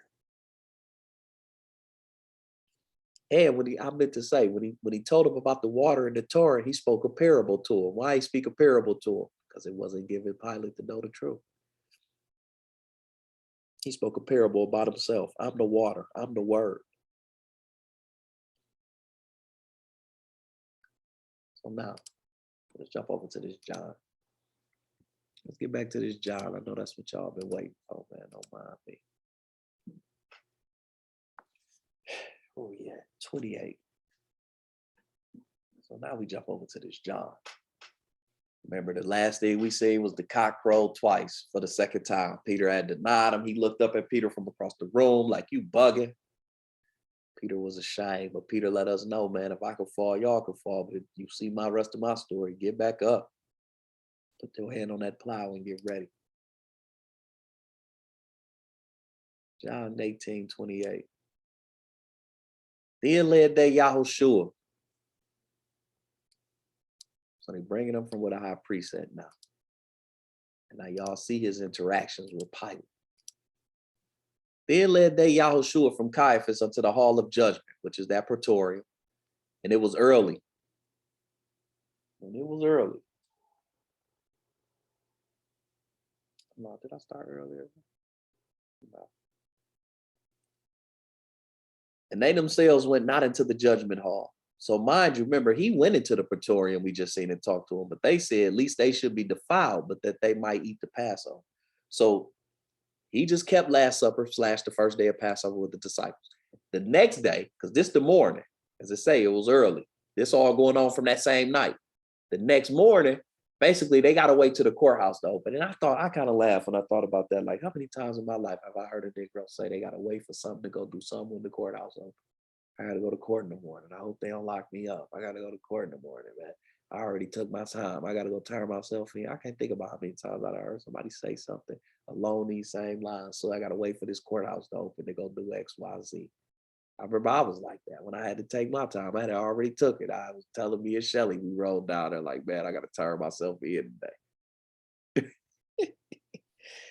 Oh, man, I tell y'all, man.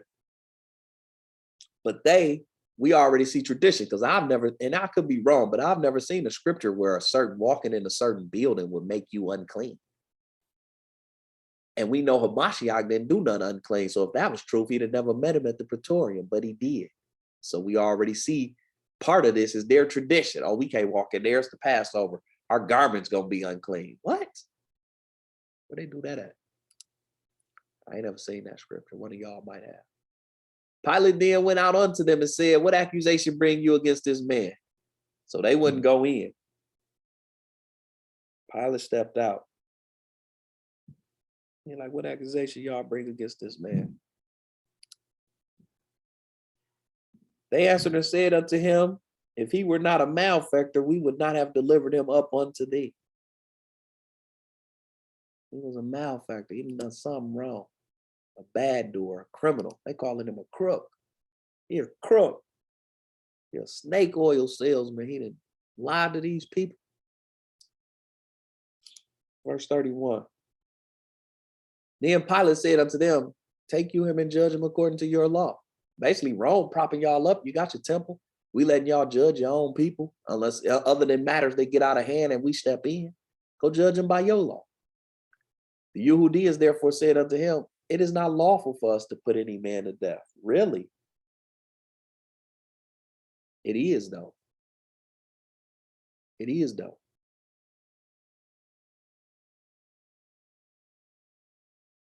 Pilate knew they was lying. It is, actually. Suffer not a witch to live. Adultery was a crime punishable by stoning. Remember, they tried to get him to, remember, he told them, well, he without sin cast the first stone on the woman. They didn't. That's a lie. So now, you talking about you can't go in the building, and you're lying. That ain't true. What do you mean you can't? What? But see, they trying to get the Romans to do it because in their mind, you know, he innocent. We'll let them kill him, and it won't, at this time, it won't be on us. But Pilate, remember what we just read, he already ain't feeling them, and he feel a way towards a Mashiach. So keep that in mind now when you read this. So Pilate already like, I don't even really feel y'all. I don't trust nothing about you Pharisees. Y'all be out here thirsty. Don't bring him up here. Y'all go kill him. Plus, he already told Yahushua what? I promise you, I'll never allow it. Now you see why this interaction was like that. That the saying of Yahushua might be fulfilled, which he spake, signifying what death he should die. Sure would. So now we got that. Okay. Okay. Let's start to make a little bit more sense. Then Pilate entered into the judgment hall, the praetorium, again. And he called Yahushua and said unto him, art thou the king of the Israelites?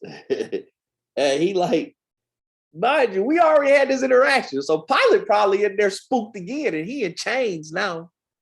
And Pilate's still a little shook, like, man, you know that's playing in Pilate's head, like, man, fam, son me came up here last time, man. I was scared of him. He disappeared, told me I was silly. Plus, how did Pilate and him talk? Did Pilate speak Hebrew? Did Yahushua speak Greek to him? How did they talk? Then Pilate into the judgment hall. How's Pilate speaking to them? Do these Hebrews speak Greek, or they speaking Hebrew? Or do he know Hebrew? More than likely, he know Hebrew, or he got a translator. And he probably would have to know Hebrew, but Yahushua know all things. He could have spoken Greek to him. But it say, then Pilate entered into the judgment hall again, and he called Yahushua and said unto him, art thou the king? Art thou the king of the Israelites? So mind you, they stayed outside.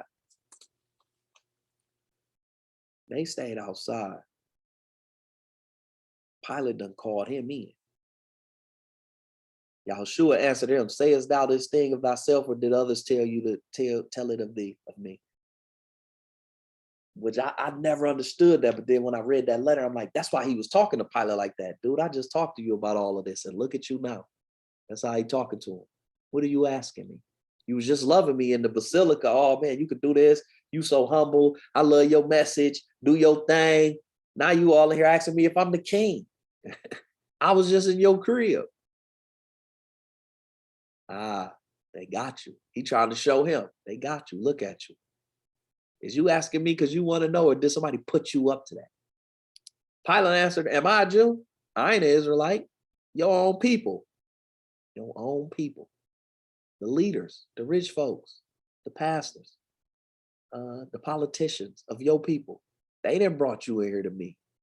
They the snitches. What have thou done? What hast thou done? It always be our own people too, don't it? It always be our own people. He like, look, your own people brought you up here, man. Don't get the question to me. You need to go holler at your brother now. Yahushua answered, my kingdom is not of this world. If my kingdom were of this world, then would my servants fight, that I should not be delivered to the Israelites. But now is my kingdom not from hence. I just told you that the place of the just is in the heavens. You know I'm just because you was just acknowledging that. I know you ain't did nothing. You just speaking. You are the truth. My kingdom in heaven. If we was in heaven, my servants would fight, but that ain't what I'm here for. I told you I ain't here to bring war. Pilate therefore said unto him, art thou a king then? So, okay, is you the king? I just told you my kingdom in heaven. Yahushua answered, you say I'm a king. To this end was I born, and for this cause came I into the world, that I should bear witness unto the truth. Everyone that is of the truth, hear my voice. And now he kind of playing on Pilate. What do you think I am? You didn't see me around. We didn't talk. What do you think? Everybody who's of the truth, you hear my voice. And Pilate slightly starting to believe though. So Pilate thinking like, man, remember I already said you celestial. The sculptors who make the gods in Rome can't make you. Pilate already done said and think these things of him. So he like, well, what do you think? And Pilate thinking like, man, I do think you different though. Hey, he telling them, pay attention. You done heard the word of truth. Pilate said unto him, what is truth? And when he had said this, he went out again unto the Israelites and said, I find no fault in them. Because Pilate like, yo, I ain't finna do that. Y'all tripping. It's kind of dawning on Pilate already, like, what y'all trying to, Pilate like, what y'all trying to get me to? Man, Pilate like, what is y'all trying to get me to do? This is a much longer story, but we're going to stop. This is going to have to be a part 1 and 2 too. But this is getting kind of long. It's getting kind of long. We're going to read back. We're going to end this with the super gospel. We're going to end this with the super gospel. We read from this book last time about Peter denying him. You know, ain't been no words and all that to define, because as we got here, I was just meditating on this, and I was like, nah, just go tell the story. Don't do nothing extra. Make sure my people know the story of how this went down with their brother. Because in knowing this story, and see, this is what they hide us from us in school and tradition and religion and all these other things we done fell victim to. When we tell the story, what we realize is, this is exactly how this go down with y'all today. That's what he's trying to show you. This is your people. Because this don't go down like this with nobody else. I said this last time, and you could quote me if I'm wrong. Or I mean, you could let me know if I'm wrong.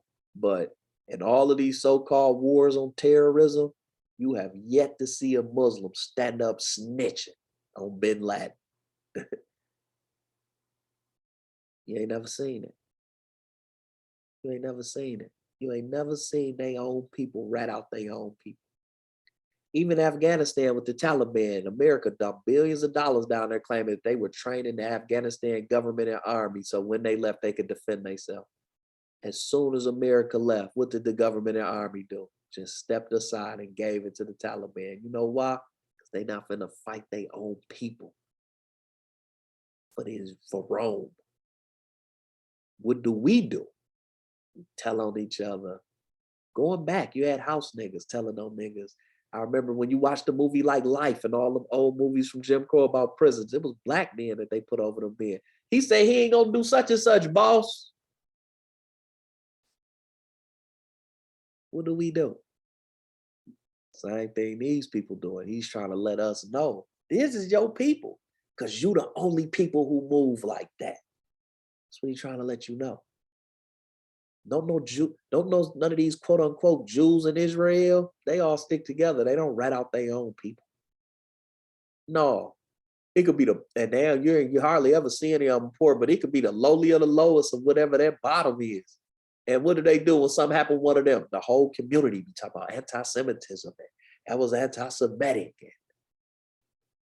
Not us. The police kill an unarmed black man. A lot of us be like, that was wrong. Whoa, whoa. You got a lot of us who be like, what'd he do? He should have listened. He shouldn't have ran. He ain't have a gun, though. Why they shoot him in the back? So what? He shouldn't have ran when the cop told him to get out. It's a lot of us feel like that. Don't be no fool. Everybody don't even be locked in with that. Everybody don't even be locked in with that. Do not let nobody fool you. She ain't the only one. There's people right in our family who talk like that, even closer than her. Don't be no fool. He trying to let you know this is how your people move. The same story in the super gospel. And you know what? I think I read this from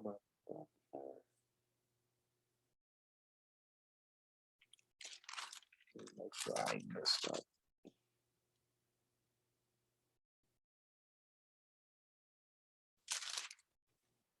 Make sure I ain't messing up.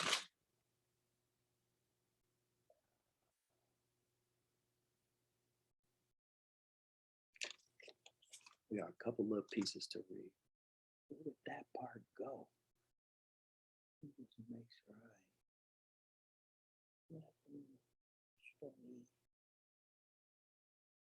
oh no, it's rights coming up. Okay. So we're gonna read this. The super gospel, for anybody on the call who don't know, it's just a collection of New Testament books that were taken out of the Bible by a pope named Galatius in like 600 AD or something like that. And he said that certain books weren't canon.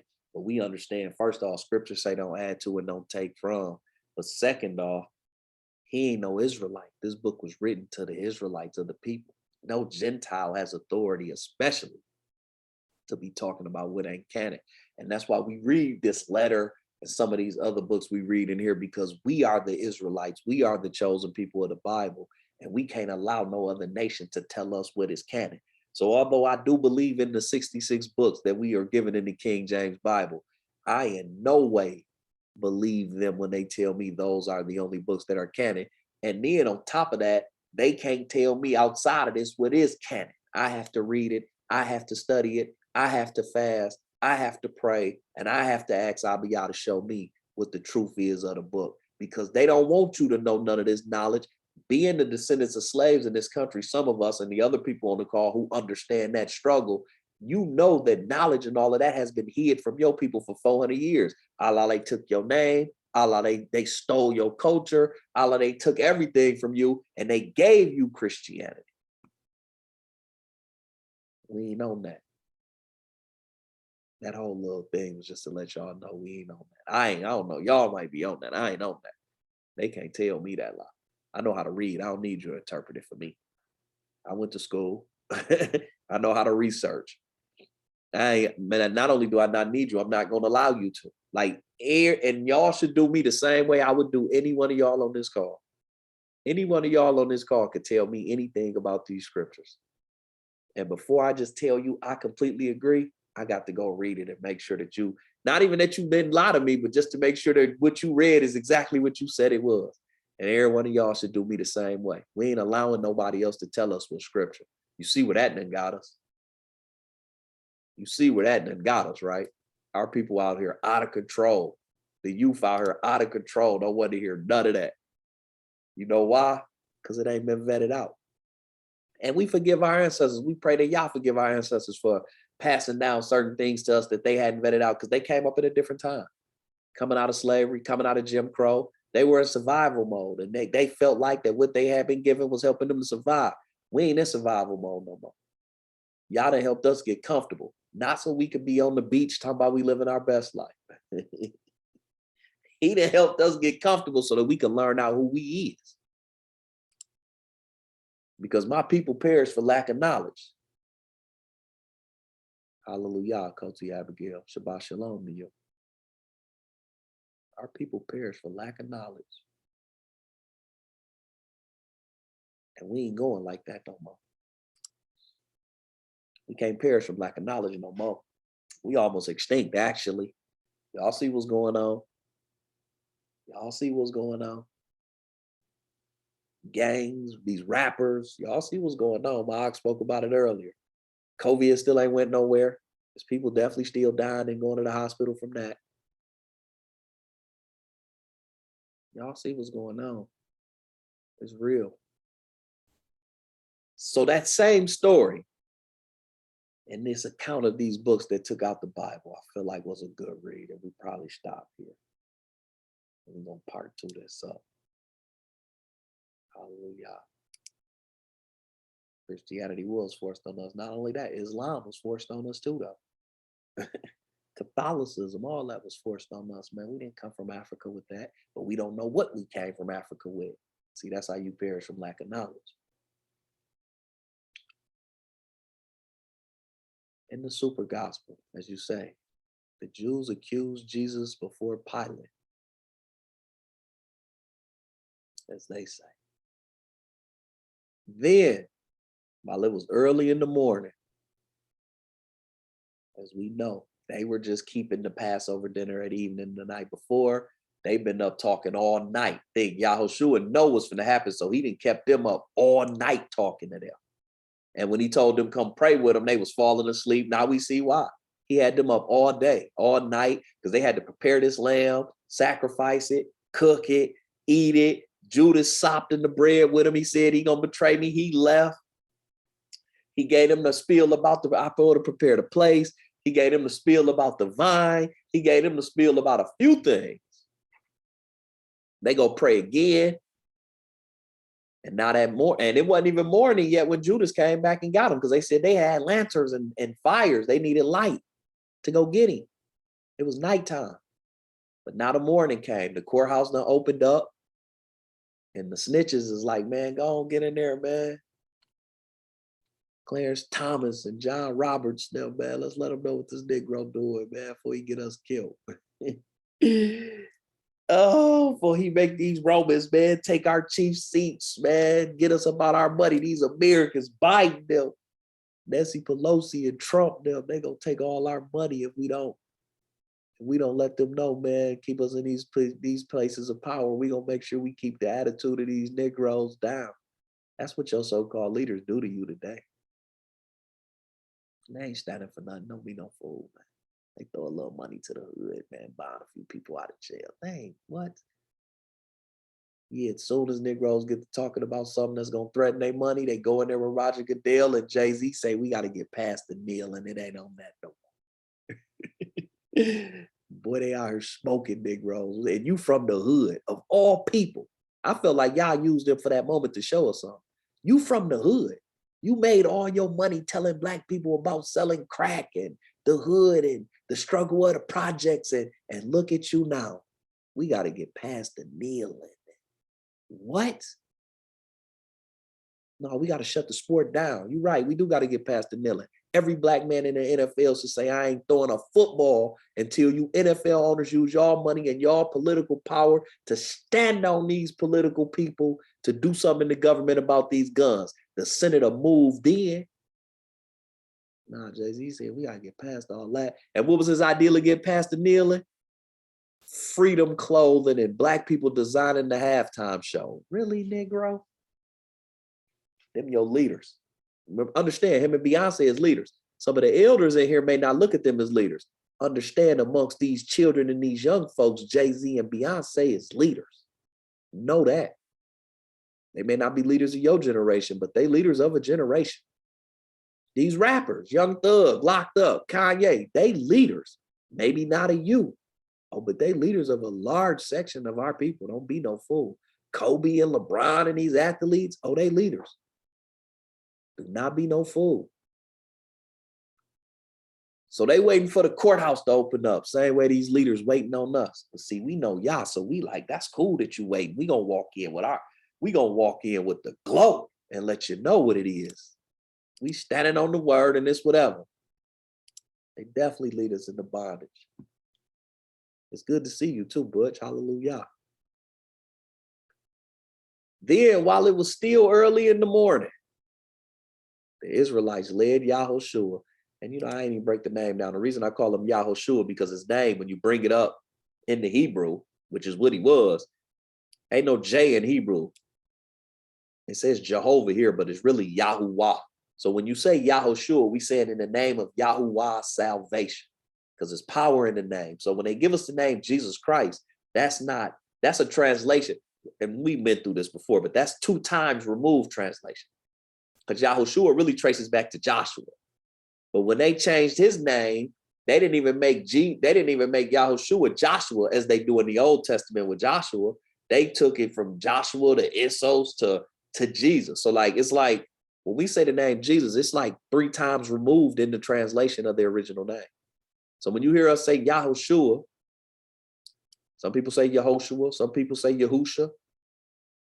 I say Yahushua as it say here, but it's differences in the pronunciation. Hallelujah. But it means Yahuwah salvation. So when we pray and we say in the name of Yahushua HaMashiach, we say in the name of Yahushua, in the name of Yahuwah salvation, the Messiah, because he is the intercessor on behalf of us. And that's why we pray in his name. But it say when they led Yahushua away from Caiaphas and over to the Praetorium and delivered him up to Pilate, the governor. So it's the same story, but it reads a little different. Well, it reads the same. It's just a little bit more detail, I should say. It say, now they all wanted to eat the Passover meal, as it just said. So to avoid ceremonial defilement, which ain't no scripture. One of y'all let me know, but I ain't never seen a scripture that said based off of some building you walk in, you will be defiled. I've never seen that scripture. I think that's tradition / what you hear people call the Talmud. That ain't Bible. That is so-called tradition of Israelites. And we know Yahushua say, I hate y'all traditions. Y'all to put them over the word, as we see here. They did not go in. And who all was it? Annas, Caiaphas, the high priest, Simus, Datheus, Gamaliel, Judas, which is probably another one. This was a common name. It really means Yehuda. In Hebrew, Judas is really Yehuda, which is the tribe of Judah, is what it's saying, the translation, but it's really Yehuda because ain't no J's in Hebrew. Levi, Naphtali, Alexander, which one of them, none of their names would have been that. They just threw that in there, took a Hebrew name out. Jairus and all of the other Israelites started charging Yahushua with a whole range of offenses. So as soon as they bring him to the Praetorium and Pilate speaks, step out, they start yelling right away. He did this, he did that. So Pilate went out to them and requested, what's the exact charge? Y'all talking all this, he did this, he did that. What did he do? Keep in mind, we just read, Pilate has a relationship with him. Pilate feel a way towards him already, and Pilate feel a way towards these Pharisees already and the rest of the Israelites. Y'all sneaky. Hey, they say about us. Y'all sneaky. Y'all, what they call us, super predators. Y'all some animals, man. Y'all ain't nothing but gangbangers and pimps and druggies. That's how he look at the Pharisees. Yahushua's that exceptional Negro, as they would say sometimes about our people. He's the exception. We would not have brought him here to you. They responded, if he were not a criminal. They calling him a criminal for what? Saying the truth. Then they started accusing him, saying, we found this man to be undermining our nation, forbidding that taxes be paid to Caesar. Mind you, when Pilate first saw him, what did he say? When Pilate first saw him, what did he say? He said, render unto Caesar what is Caesar. They lying. So wait, y'all got him in here for speaking the truth, and to get the Romans to do something about it, you're lying. Okay. Mind you, Pilate know that. Remember, it said Pilate's secretary was with them and heard him say that. So Pilate thinking like, dang, they up here lying already, quick. First thing they say when I ask them what he do, they tell me something that I see. What I said by coincidence. There is no coincidence in life. I don't believe that. Definitely not in the word of Yah. It was that specific reason why Pilate just so happened caught him coming through that day saying that for this moment. So Pilate know for a fact that's a lie. I heard him myself say, render unto Caesar what is Caesar. We know for a fact they insisted that this man is the son of Joseph, the carpenter, and that he was born of Miriam, but he claims to be the Messiah, the son of Yah, which is God. and a king as well. See, this is why, and see, it didn't say this in the scripture. Now you see why when Pilate walked in, first thing he asked him is, you a king? But Pilate already think he's something, because he like, man, he different. He from the heavens. He a celestial being. He an alien. That's what they say today with these ignorant folk. He an alien or something. I was in a grocery store one day. It was so funny. And it was a dude working in the grocery store. He was of European descent. He was talking to these other women who were of European descent. They was talking about the Bible. And like I say, I don't believe in coincidence, even though I'm about to say it was so ironic that I happened to just be walking up this aisle as they were talking. And I didn't say nothing. I almost stopped. I ain't gonna lie to y'all, but I'm like, that ain't my business. Let me keep it. But they was talking about Jesus Christ. And they was like, he was otherworldly. This was maybe a year ago. And they was like, it was when COVID first started. And they was like, he was otherworldly. I think he was an alien. And the dude who was working told the two women, like, yeah, man, I believe he had a spaceship. And when he came here, he did this and did that. And when they say he ascended, he really got back on the spaceship and left here. And I just remember walking by and thinking to myself, like, these people ignorant. But because of science and movies and all that, they think Yah needs a spaceship. No. He sent them here exactly how he said he'd be. But they was just talking about him like he was an alien. He got on a spaceship. He didn't ascend. They just didn't know. 2,000 years ago, they just didn't know how to describe a spaceship. So they said they just saw him float off into the, what? That's how Pilate thinking about him though, because he didn't understand in Hebrew. He don't understand the Bible. He don't understand the truth of the word of Yah. And as if that were, and I didn't say nothing to them people. I walked by. I was going to stop. I almost stopped. Like I had to catch myself. I was going to stop and give them a whole sermon. And I was like, man, I got to get home. Shelly and Ariel, wait, don't be mad. I'll be here for an hour. I get to talk. I kept it moving, but I giggled the rest of the way. Like, dang, they called him an alien out here. He had a spec. He got on the mothership. And as if that were not enough, he desecrates the Shabbat day. They talk about Yahushua. And he seeks to do away with the law of our fathers. No, he don't. But what do they teach now? Jesus Christ said the law was done away with. Where he say that at? The same thing the Pharisees is lying about is what they teach us now, what they enforced upon us. He seeks to do away with the law of our fathers. His whole speech and all of John been, I came to do and speak what the Most High Yah told me. I do what he say. What did he say? The same words he gave Moses and Sinai. That's what I do. When they would ask him, what do we need to do? He would quote the commandments. You don't steal, don't kill, don't covet, keep the Shabbat. That's how they teach it today. See how that start with the Pharisees? Then Pilate questioned them. And what things does he do that show he wants to do away with? Wants to do away with that. In our law, the Israelites say, in our law, what about your law? They're going to say, in our law,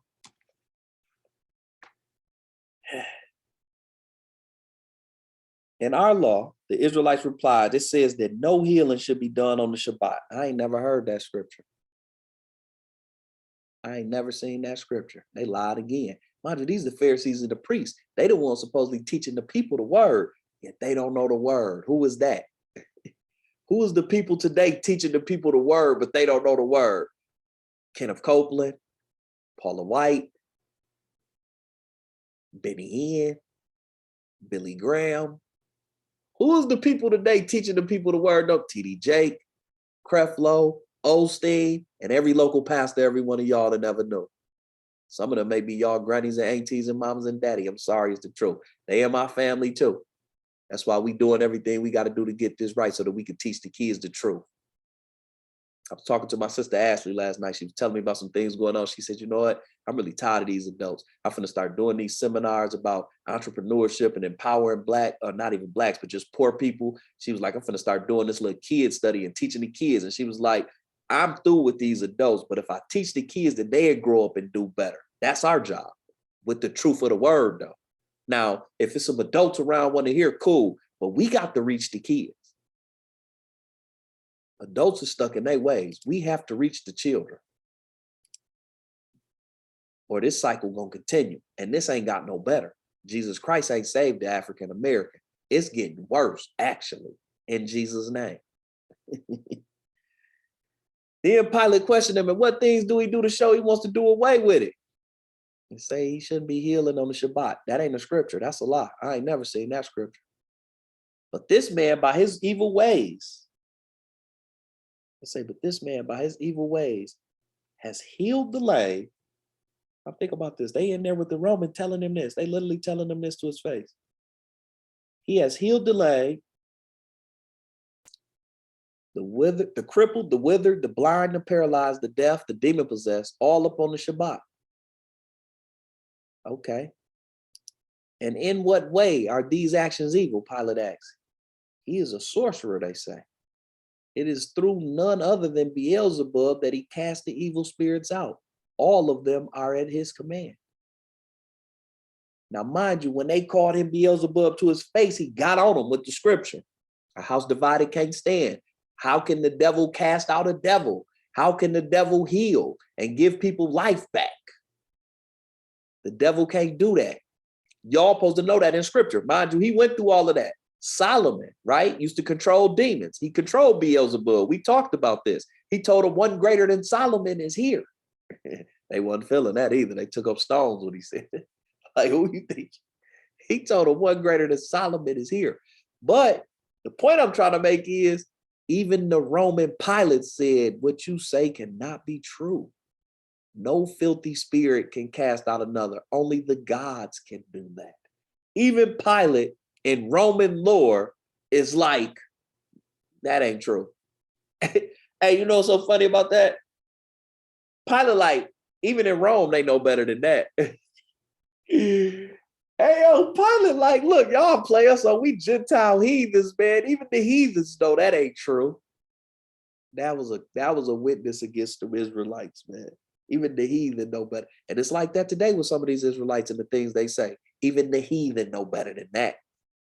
The heathen who you call a Gentile, and he can't get into the kingdom, and he can't, you got Israelites who say that in this awakening.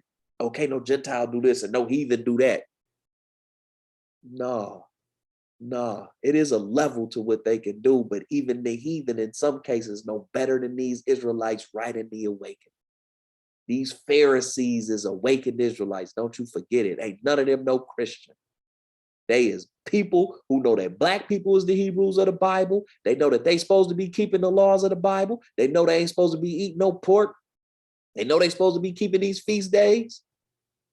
They know that it's whatever else constitutes this awakening amongst these Negroes here in America and abroad now. These Pharisees know all of that. Understand, I've been using these pastors because they fit up under it. But these Pharisees is these leaders amongst this Israelite awakening. These camps, these dudes on these corners screaming and wilding, Pharisee, line on the corner. That's a lie. Some of them be running around saying Joseph and Mary is his parents. They'll say he's still the son of Yado, but he had an earthly, that's of the Pharisee. That's a lie. These Pharisees, some of them say he ain't even the son of God. He ain't no Messiah. That's these non-Messianic awakened Israelites today. That's a lie. So like I'm using, because the Bible, like I say, the Bible is like water. Once you get to misconstruing it, you got to be able to back it up, and you can't, because everywhere in the Bible say the same thing. We don't know that because we weren't taught to educate ourselves in the Bible until now. This is why y'all got to make sure y'all read. No matter how long we in here, we've been in here long today. We coming to the end. We can't be in here enough. We would have to do this every day. And I don't know if Shelly would be up to me doing this with y'all every night. I don't know if y'all would come. We still wouldn't make a dent in the Bible. Y'all got to go read this Bible is what I'm trying to say. If you're going to make a dent in it. If you're going to make a dent in the Bible, you got to read the Bible. All y'all got my number if you read it. If you need some help, you can hit me at any time. There's other people on this call who can help you. If you need some help, get some of these numbers of these people in this chat. Lauren, Shelly, Abigail, Malachi, Miriam, my DJ, Matter of fact, all y'all should get my DJ number. That's what I'm gonna point over that, man. DJ, everybody needs your number if they got questions. That's who y'all need to be at. You came, y'all, my Yahusha, him and Yahale, which is India, Aura, any of these people. Yahakana Mana. If you need my Patrick Stone when he want to, we're gonna need you to step up, Ak. These people in this group need your number. You know the word. There's people in here, if you're reading this Bible and you don't know it like that, you need to reach out to it. Ain't just me. There's people coming around. My mama, Remy, y'all can get their number. They coming around. You need some help, get somebody number. You need some help, get somebody number. People in here who read and who can help. And understand, ain't none of us know better than the next. We helping each other. Y'all help me. I never saw the book of John the way I see it today until y'all would, we start reading it together and trying to do it and be respectful of Yah when relaying his message to y'all, which is his people, all of us. I've seen this better. We helping each other at every turn. Ain't no big eyes and little U's in this truth. At least it ain't supposed to be. They is here though, because you got Pharisees. That's the point I'm trying to make. You got to know this Bible so you know when you're around a Pharisee. Because they out here. They lurking too. I look at them the same way Pilate look at them too. I don't trust none of you Pharisees. I don't care how well I've known you and how cool you've been. I see Pharisees everywhere. I'm not going. And y'all better not go either, because the Pharisee will lead you to hell. And we ain't going for that. We ain't come about the lie to get into a lie. We ain't on that. Your Excellency, the Israelites bid Pilate, we implore you, please take him and try him yourself before your court. They wrong for that. It's nowhere in scripture that say that you take an Israelite to another nation and had him judge them. That's a lie. See what I'm saying? The point I'm trying to show you all of these Pharisees who supposed to be over the word, the awakened Israelite, they lying about the word to get another nation to judge an Israelite. They lying. Same way you see a lot of these ox and the coats in this awakening lying about the word for gain in different manners. Pride, to be puffed up. It's a lie. It's the same mentality though. And Pilate called them near and asked, what'd he say? And Pilate, he said, since I am but a governor, y'all know I ain't Caesar, I've been appointed. He said, kindly explain to me how I am supposed to interrogate a king. No, they was hot when he said that. They was like, he ain't no king. We just said he say that. Hey, yo, they like, no, hold on. Hey, I know my people. I saw this scene. They was like, hold on, fam. Did nobody say he was a king? We never said he was the king, only that he claimed to be. Don't get the plan. Don't get the plan in here like this serious. I can hear our people, man. It's serious, B. This heathen in here playing, man. They do it look like we joking? Is anybody in here laughing? The heathen, like, I'm just saying, man, y'all said he was a king. I'm just a governor. How am I interrogate a king? Mind you, though, we just read Pilate fell away towards him already. Like, man, they tripping. This is why Pilate was playing him like that. Pilate like, I don't know what y'all talking about. Then Pilate called his messenger over and directed him, give Yahushua a proper escort into the place. Mind you, they ain't come in because they don't want their clothes defiled. I never heard that scripture. But they gonna take Yahushua in because Pilate know. He already came in here before and talked to me. I don't know what y'all talking about. He had come in. He told his messenger. So this is a Roman. This messenger is a Roman. Escort him into this place. So the messenger went right out. And when the messenger went out, I thought this is like the crux of this, or one of the most epic parts to this to be. He said that when the messenger went out, exactly, the messenger went right out, and as soon as he saw that it was a Mashiach, the messenger worshiped it. It's a Roman, another heathen.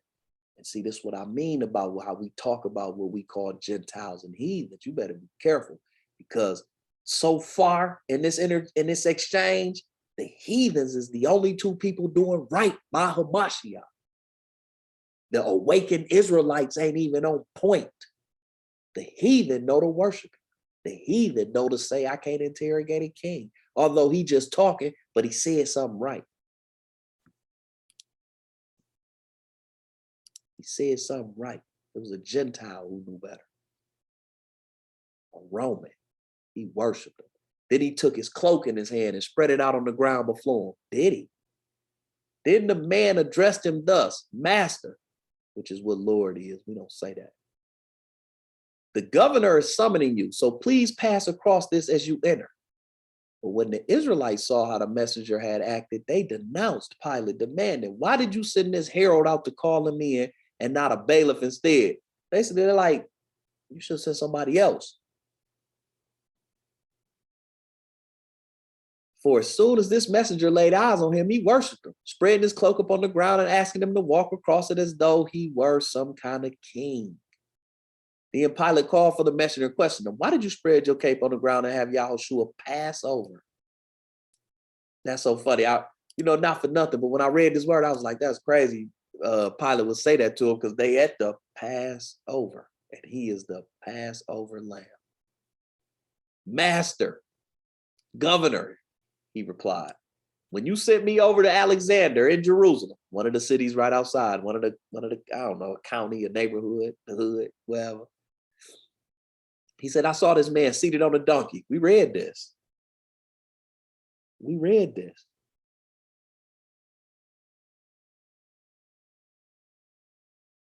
We read that story. I saw this man. So it was some Romans out there who saw him when he rode into Jerusalem, when he was coming up the hill. They said he was on the donkey. And the children of the Hebrews were crying, were carrying branches in their hands and making a commotion. And other people were spreading their own clothes out before him and proclaiming, you who rest in the highest, rescue us now. Praise to the one who comes bearing Yahuwah's name. Really? He saw, see how ain't no coincidence? It wasn't no coincidence that this specific messenger was right there. And that's in John. That's in like chapter 12, I believe.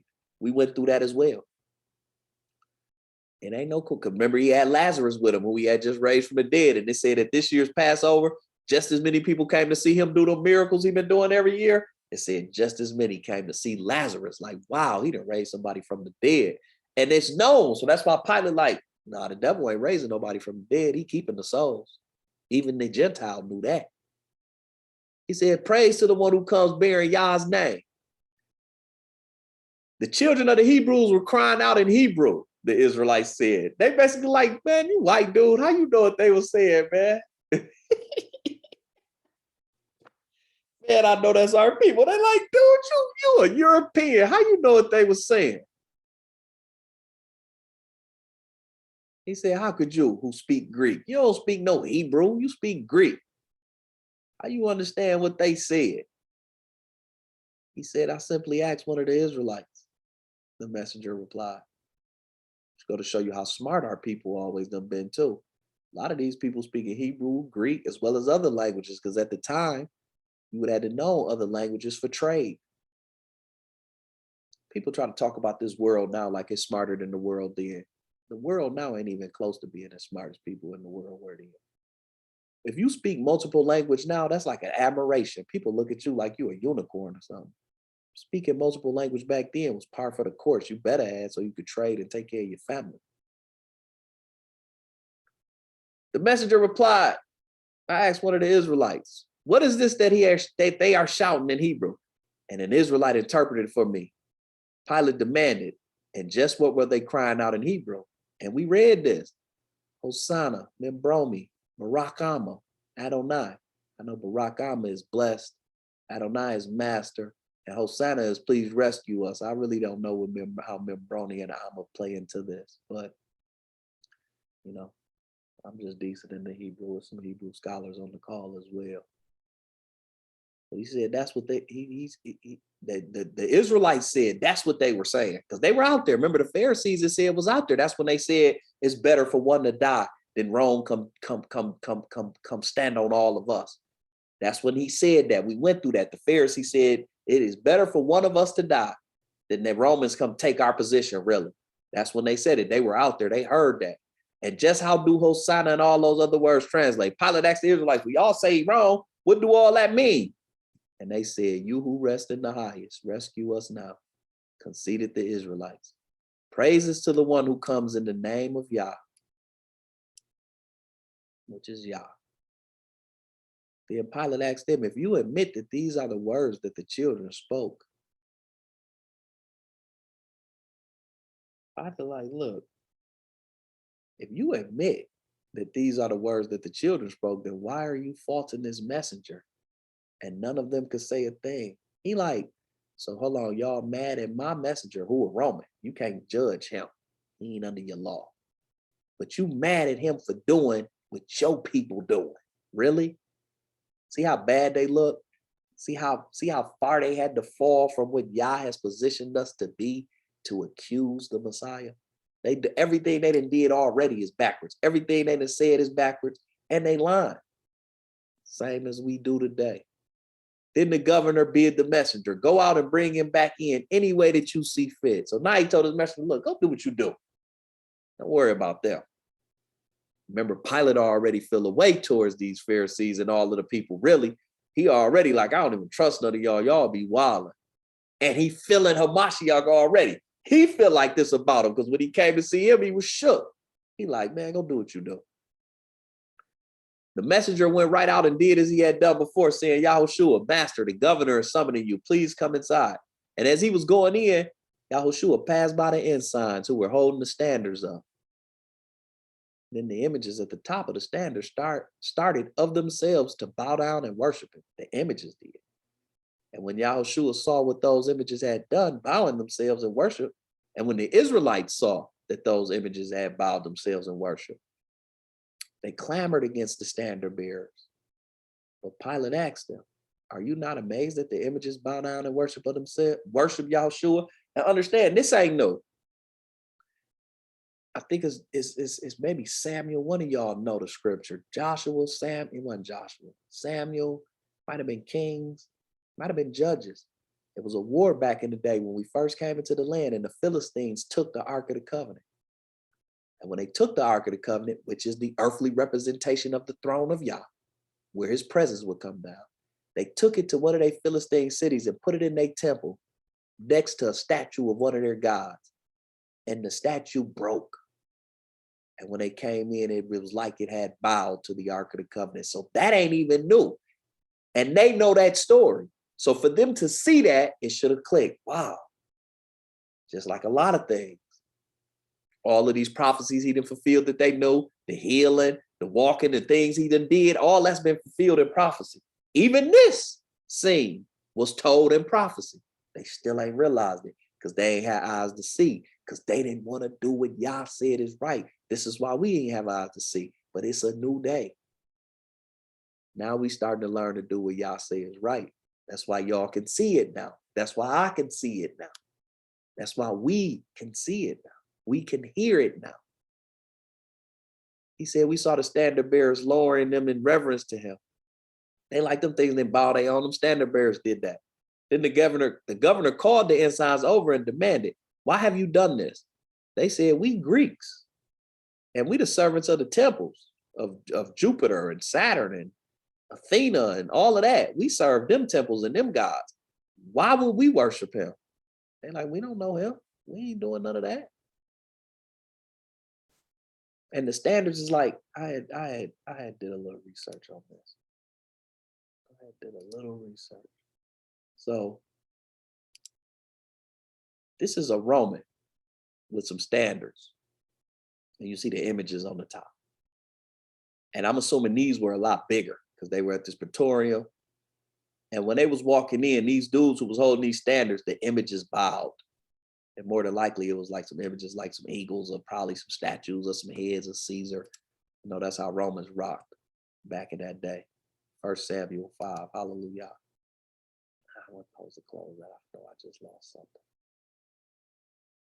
But that's what bowed, something bigger on its own. So the Greeks is like, he didn't do nothing.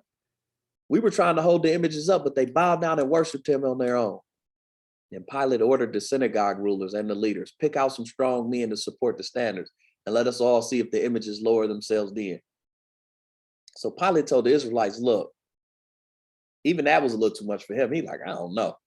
He like, look, y'all go pick out some of them Israelites, man, and had them hold it. The strongest men, and had them hold up the standards up. And they stood in groups of 6 before the bar of the governor. So they got a rope on these big old standards, and they went and got the strongest Israelites. I saw that scene. They had, man, Aaron Donald, Shaq. Y'all know who they had. Think of the biggest of the biggest, man. Y'all know Mike Tyson, LeBron. Y'all know who they had out there holding them standards up, man. Y'all know who they had. The biggest, all of them defensive ends, them linemen, them linebackers in the NFL, they went and got the biggest Israelites in groups of 6. And Pilate instructed the messenger, walk him out of the praetorium and come back in. So he did everything twice. The messenger then went and got him twice. He had to walk him in twice, which is another thing that happens in scripture a lot. Yah does a lot of things the second time because man and free will is always messing up the plan, and Yah has to fix it, which he knew he was going to have to do. Yahushua and the messenger then left the hall, and Pilate summoned the ensigns who had held the standards with the images up the first time and informed them, I swear by Caesar. I swear by Caesar's life. Remember, in Rome, Caesar like a god. Remember, they worship Caesar like a god. This is why that letter was written like that. I know we worship you like a god, but I met this Israelite who was, he couldn't call him a god to Caesar because that'd have been treason, but he was different though. He said, I swear by Caesar's life that if the standards do not bow down when Yahushua come in, I will have your heads chopped off. Y'all better not be lying. He like, y'all better not be lying.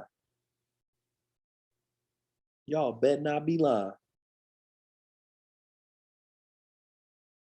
And the governor ordered Yahushua a second time. So the messenger did as he had done before, inviting Yahushua to walk across his cape. He studied putting his cape down. That's the 3rd time he had to do that. He stepped across and went inside, and as he was going in, the standards fell down in reverence to him, even as they had before. And when Pilate saw this, he was stunned and nearly got up out of his seat. So even Pilate thought the people with him knew of him and was just worshiping too.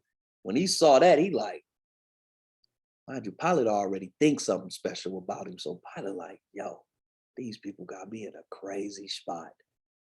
I don't want to kill him. I done promised him. But on the same token, I fear these Pharisees have talked these people into a revolt, and they're going to turn up Jerusalem and take it from the Romans, and then Caesar going to want my head. And he thinking about talking to Yahushua when he kept telling him like, yeah, you don't even know. What's going on is like water. It can't be stopped. You speaking from worldly wisdom. You lack wisdom. You don't know what you're talking about. Remember, that's what he was telling him. And he's starting to see it like, it's about to get real. And even as he was coming to terms with this, his wife, who was some distance away, sent him this message. Do not get mixed up with this honorable man, because last night I agonized much over a dream I had about him. So his wife then came in like, and that's Matthew chapter 27, verse 19. Pilate wife like, I had a dream about him. She sent him a message in there. I had a dream about him. And Pilate calling the Israelites before him said, you know that my wife is devout and that she does every bit the practicing Israelite that you are. She a European. They actually got a story about this dream, man, but I'm trying to get to the end. Maybe we'll see how much time at the end I may read the dream. But she a European who came down with Pilate, but she just started to believe. So now she learning and practicing the ways of the Israelites. And that's a thing, because the Pharisees and all that is like, no Gentiles can learn, and definitely no women. So she got some Israelites who probably in secret is teaching her, but they know that she learning because she probably keeping the Shabbat, the base level things. And they reply, we are all aware of that. We notice somebody secretly teaching her our ways. We can't wait to find out who. Look, said Pilate, my wife just now sent this message to me. Do not get mixed up with this honorable man, because last night I agonized much over a dream I had about him. Did we not say that he was a sorcerer? They like, we told you he was a sorcerer. You see, as the one who, you see, he was the one who sent your wife a dream, which don't make your case. Because Pilate thinking like, man, who can make people have dreams? Who do that? Pilate called for Yahushua, asked, what are these being testifying against you? Will you not have your say? He like, look, man. Pilate like, man, these people trip. They got me in a bad spot. There's blood on Pilate's hands too, though. Don't get it twisted. There's blood on Pilate's hands. Then Pilate called for, he asked, what are these men testifying? Will you not have your say? And what did Yahushua say? They would not be saying anything at all had they not been given the power to do so. Yahushua replied, everyone has the ability to bring about either good or evil with the power of the tongue. That's a scripture. That's a scripture. Proverbs 18, verse 21. We're going to bring that up. We all got to watch what we say at a time and be mindful of your mouth. Repent if you say something out of body and you know it. Death and life are in the power of the tongue, and they that love it shall eat the fruit thereof. Be careful. We got to be careful and mindful of the things that we say. But he told them, Abiyah gave everybody the power in here to do what they doing. You either going to speak good or you're going to speak life or you're going to speak death. And they going to see to it. Whatever they speak, they going to have to honor it, is what he told them. Whatever they speak, they going to have to honor it.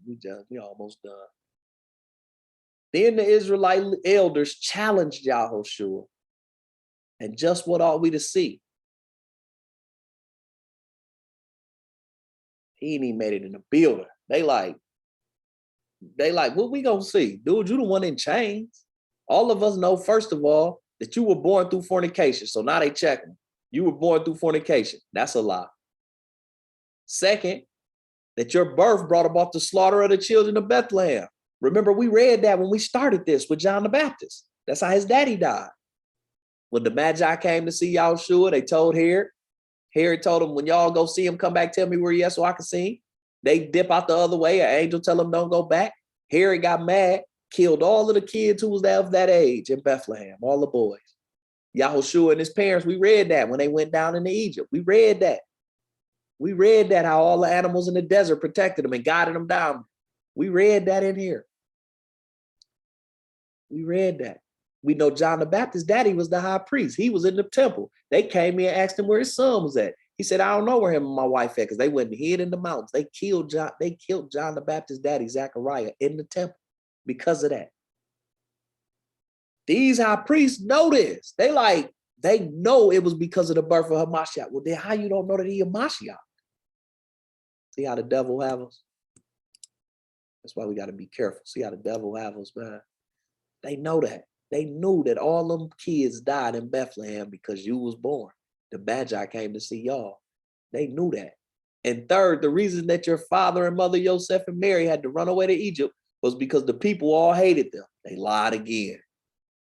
They left because the angel told them leave because dude killing all the kids. And when they came back is when the angel came and told them here it dead. They lied again. They lied again. But some of the more fair-minded among the Israelites who were standing nearby spoke up. So it wasn't everybody. They had the majority of the people, but you had a handful of people who was like, nah, we do not agree that this was an illegitimate birth because we know for sure that Joseph was betrothed to Mary. And it therefore did not constitute fornication. My fault. Then Pilate said to the Israelites who had alleged that Yahushua was born out of wedlock, your charge is baseless because there had been a betrothal by them. Even your fellow countrymen say that. Ananias and Caiaphas then answered Pilate, all of us here maintain that his birth was through fornication, and you still do not believe us. He like, all of these people over here say that. But these are the disciples and the proselytes. He like, them people follow him. They gonna say that. They don't know what they're talking about. So Pilate asked Annas and Caiaphas to himself and said, what is a proselyte? Proselytes, they explained, are people who are born to Gentile parents and convert to Judaism, which they would have never said. There would have never been a Judaism. They convert to the ways that Yah gave the Israelites, which ain't Judaism, because Judaism like I said earlier, teaches that ain't no Messiah. He ain't came. Why? Because the people over there claiming to practice it is a bunch of Europeans. They can't justify why dude had 20 skin or feet of burnt, polished brass burned in them. They can't justify it. So then who was the people though speaking? Lazarus. He done raised them from the dead and everybody out there know it. He ain't no proselyte. Asterius, Antonius, which is these names they done put in. James, which is Jacob. Amnius, Carus, Samuel, Yitzhak, Phineas, Crispus, Agrippa, and Yehuda. Told you that name was common. There was a lot of people named after the tribe of Yehuda. The ones who have vouched for his legitimacy contended. None of us are proselytes. We are all of Israelite heritage and are telling you the truth. But we were there at the betrothal of Joseph and Mary, which they would have had to be Israelites because it was done at the temple and no Gentile can come on the temple grounds. But with that being said, when I read that, man, I thought to myself, like, we do that today. Y'all know what they really said about them. They was like, they all light-skinned. They don't know no better.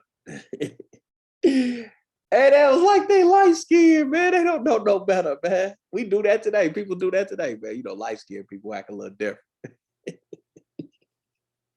And they told Caiaphas, man, they told Pilate, them people light-skinned, man. They don't know.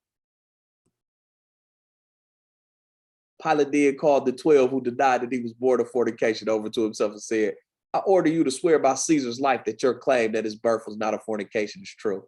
But they all answered Pilate, we are forbidden by our law ever to swear because for us to do so would be a sin. That is scripture. You don't swear. You're not supposed to swear. Not even by the hairs of your head because you can't count them all. You ought to have them swear on Caesar's life that it is not as we have said, and we will accept the penalty of death.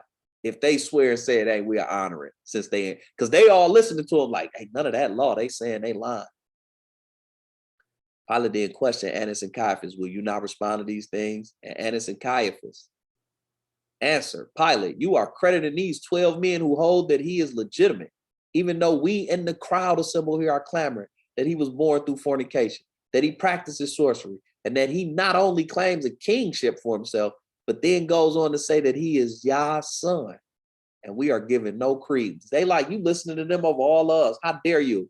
We've been up here working with you. We the ones keeping these people down for Rome, so it ain't no rebellion, so that you can do you. But they don't know. Pilate like, I don't trust none of y'all already. I think all y'all sneaky and thirsty and hungry and money hungry and be lying already. And Pilate mind, he like, no, I don't trust none of y'all. I don't know what you're talking about. I don't give you no credence. As a matter of fact, you're right. Pilate then ordered the entire crowd to leave except for the 12 men who denied that he came through fornication. And after ordering that, Yahushua being taken out of earshot, he asked him. So he made the crowd leave. He like, take Yahushua in the other room. And he like, why do they want to kill him? And the Israelites was like, they cannot accept the way he performs his healings on the Shabbat day, which it wasn't no law against that. They replied, Pilate then asked, do you mean that these men want to kill him for doing a kindness? That is indeed the case, they answered him. And Pilate, growing indignant, left the praetorium and announced to all who were assembled there, as the sun is my witness. See the sun worship? See what I mean about these holidays they give you? Christmas, which is about sun worship. It's the birthday of Tammuz, which is Nimrod's son, and Nimrod is the original sun god. They steal, and that would be roughly 2,000 years before this scene. The sun still being worshipped. Now we 2,000 years later, and we still, through ignorance, worshiping the sun. Going to worship on Sunday. You know why you worship on Sunday? Because when Constantine them created Catholicism, they said we're going to keep our day of work. And that's history. You could study that. We could Google that if I had the time right now. And it'll come up. The Romans picked Sunday as their day of worship when they converted to the Hebrew scripts. They picked that day. That ain't what the Bible say. Sunday, the first day of the week. The Bible say you worship on the seventh day, which is what we call the Shabbat. The Sabbath, as some other people say, which means seven in Hebrew. As the sun is my witness, he say, on my worship of the sun god, I do not find any guilt in this man. Because he knowing now. He ain't even done nothing wrong. I done told him I'll protect him.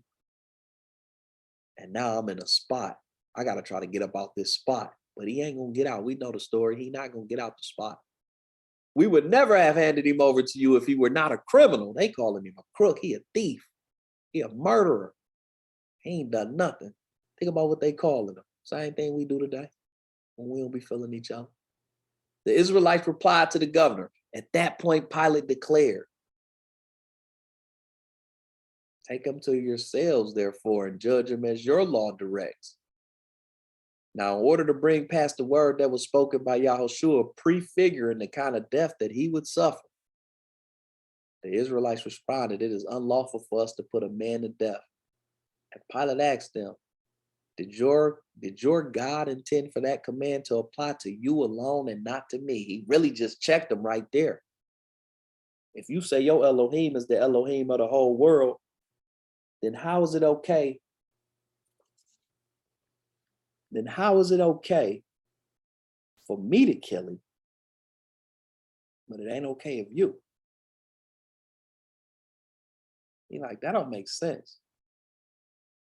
How is it okay for me to kill him, but not you? If your Elohim and your law is the supreme authority in the world. You're like, that don't make no sense. And they couldn't answer him. Plus, in the law, you can kill, but it's for different things. Adultery, witchcraft. They don't want to kill him. They want the Roman to do it, so it's not on them, but it's already on you because you ain't stood up for your brother.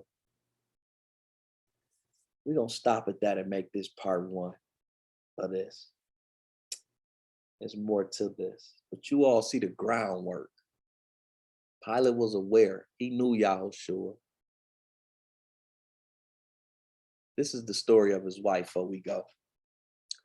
I had taken a wife from up. Now, mind you, this is back to that letter he sent to Caesar, and we're going to end with this. I had taken a wife from among the Gauls. And the Gauls, that's what I just closed. I had this up. The Gauls is like France, Belgium, from that area in antiquity. So his wife was a European, but she was learning the ways. She done got down there with him. She been yada and put it on her heart like this is the truth. And she done started to try to learn the ways while down there. I had taken a wife from among the Gauls who pretended to see into futurity. Probably what they would call a gypsy or something back then is probably what the Gauls was. Y'all know how them type of things go. Weeping and throwing herself at my feet, she said to me, beware, beware, and touch not that man, for he is holy, which means Kodesh, set apart in Hebrew. Last night I saw a vision. This is the dream. He was walking on the water. He did that in real life. Wasn't no Romans there, but them Israelites know that. So even when she said this dream, in there with them Israelites, they know that. Like, man, you know, people say he walked on water. There was a bunch of people seen him do that. He was walking on water. He was flying on the wings of the wind. He spoke to the tempest, which is a whirlwind or a storm, and to the fishes of the lake. All were obedient to him. We seen that. He gonna ascend on the wings of the wind. He spoke to the storm when they were on the sea and it stopped. And he is a scene where he with the disciples and he called a fish up from the sea and they give him a coin. Them all things that's in scripture that he did. All were obedient to him. Behold, the torrent of Mount Kidron flows with blood. That's somewhere in Rome, Europe, some ancient spot that they reverence in this Rome. The statues of Caesar are filled with Gemini. The columns of the interim have given away, and the sun is veiled in the morning like a vestio in the tomb. And we know that when he died, it's going to be an eclipse for 3 hours. It said from 6 to the 9th hour. The sun is going to go, the sun is going to be eclipsed. It's going to be dark. She really prophesied to him like, this is what's coming. Don't do that. I seen him in a dream. Ah, Pilate, evil awaits thee. If thou wilt not listen to the vows of thy wife, dread the curse of a Roman Senate. Dread the frowns of Caesar. She like, all right, you scared of them. You finna do something that's gonna cost you your soul. You shouldn't be worried about them. Pilate said, by this time, the marble stair groaned under the weight of the multitude. That lets you know how many people was in there shouting at him. This is why they like, you going to take them 12 people over all 100,000 of us. Mind you, it's the Passover. Israelites is traveling in from all over the known world. And this year, they especially coming because it's been known about Lazarus, and people coming because they know Yahushua up there healing people at these events. People trying to come get healed, get demons cast out. This is probably the thickest Passover in 1,000 years since Solomon did it. It's probably at this one.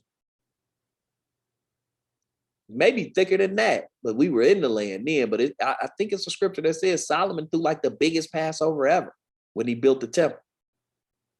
This one thick. He said the marble stairs groaned under the weight of the multitude. It was so many, might be 200,000 people out here, 1 million. You know, we try to put numbers on. We don't know the numbers of antiquity. There was a lot of people here. The Nazarene was brought back to me. I proceeded to the halls of justice, followed by my guard, and asked the people in a severe tone what they demanded. And they got to screaming, we want death to him. But that's the dream his wife had.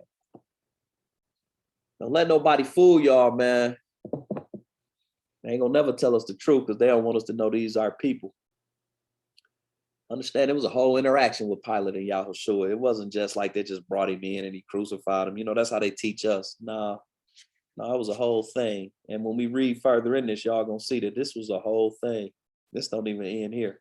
There's a lot more to this story, and we gonna read it in all its detail so that all of you forevermore will know the complete truth of how this went down. And you could see, this is our people, because only our people move like this.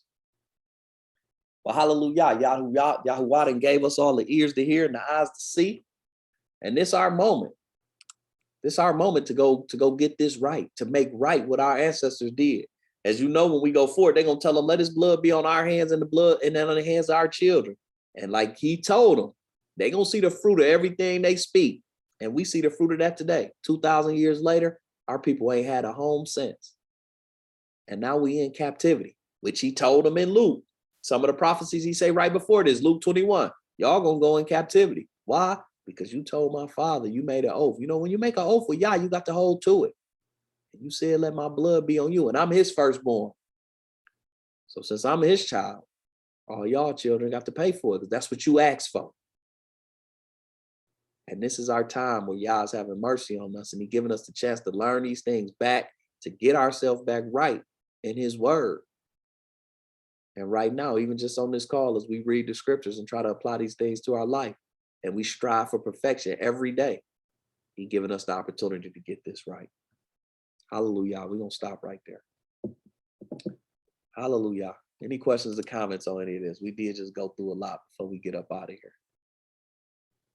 Anybody want to add or take anything from it? You know, whatever you all may choose.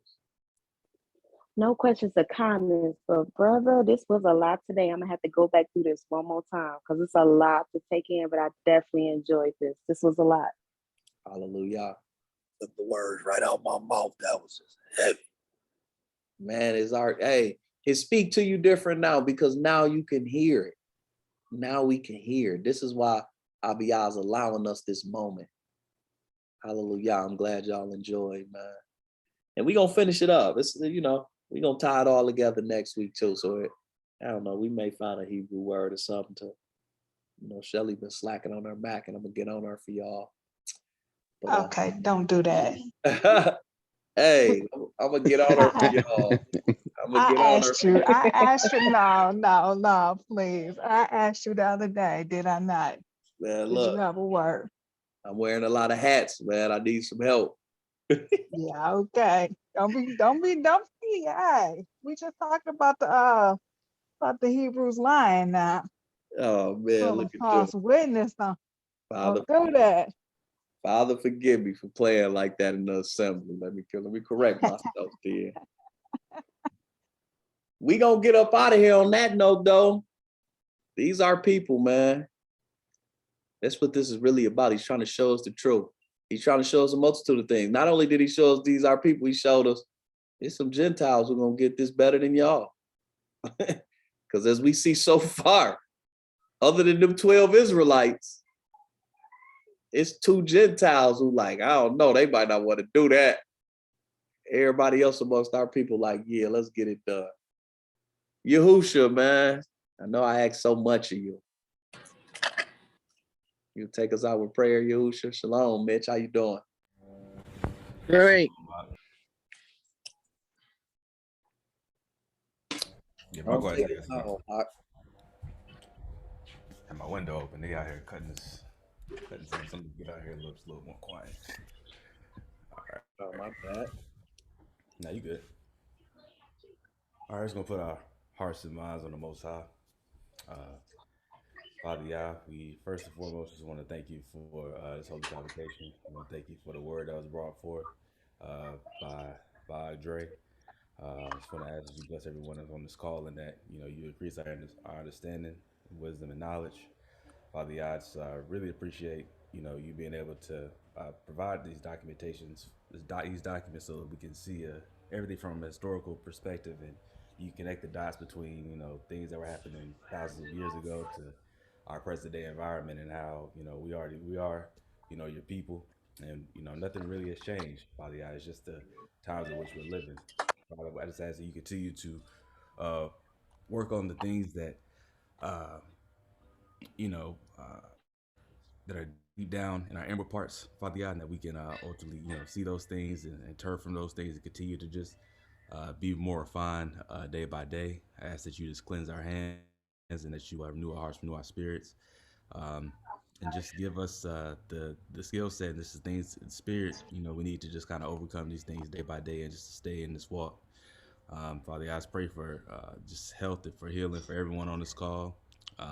Anyone's having any troubles with like family members or like jobs or anything like that, Father, I just ask that you help them ease over these things, and just remind them that our strength comes from just knowing that you have an appointed end for us, which is good as long as we stay in your will, Father. So I just thank you for that, and once again, just want to ask that you remember the covenant that you established with our ancestors, and that we'll be delivered from these places where we are, the four corners of the earth, and that we just do your righteous will, and until that appointed time, Father. So we just thank you. Yes. In the name of Yahushua HaMashiach, so let it be.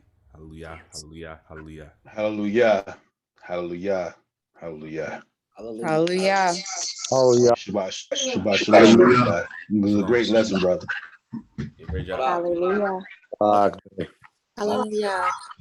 Hallelujah. Shabbat Yeah. shalom, everyone. Shabbat shalom. Shabbat shalom. Good seeing everybody. Yeah, you like all praise to the Most High Yah for the word. Shabbat shalom, Mitch. Good seeing you. Praise. Same here. Bye bye. Shalom.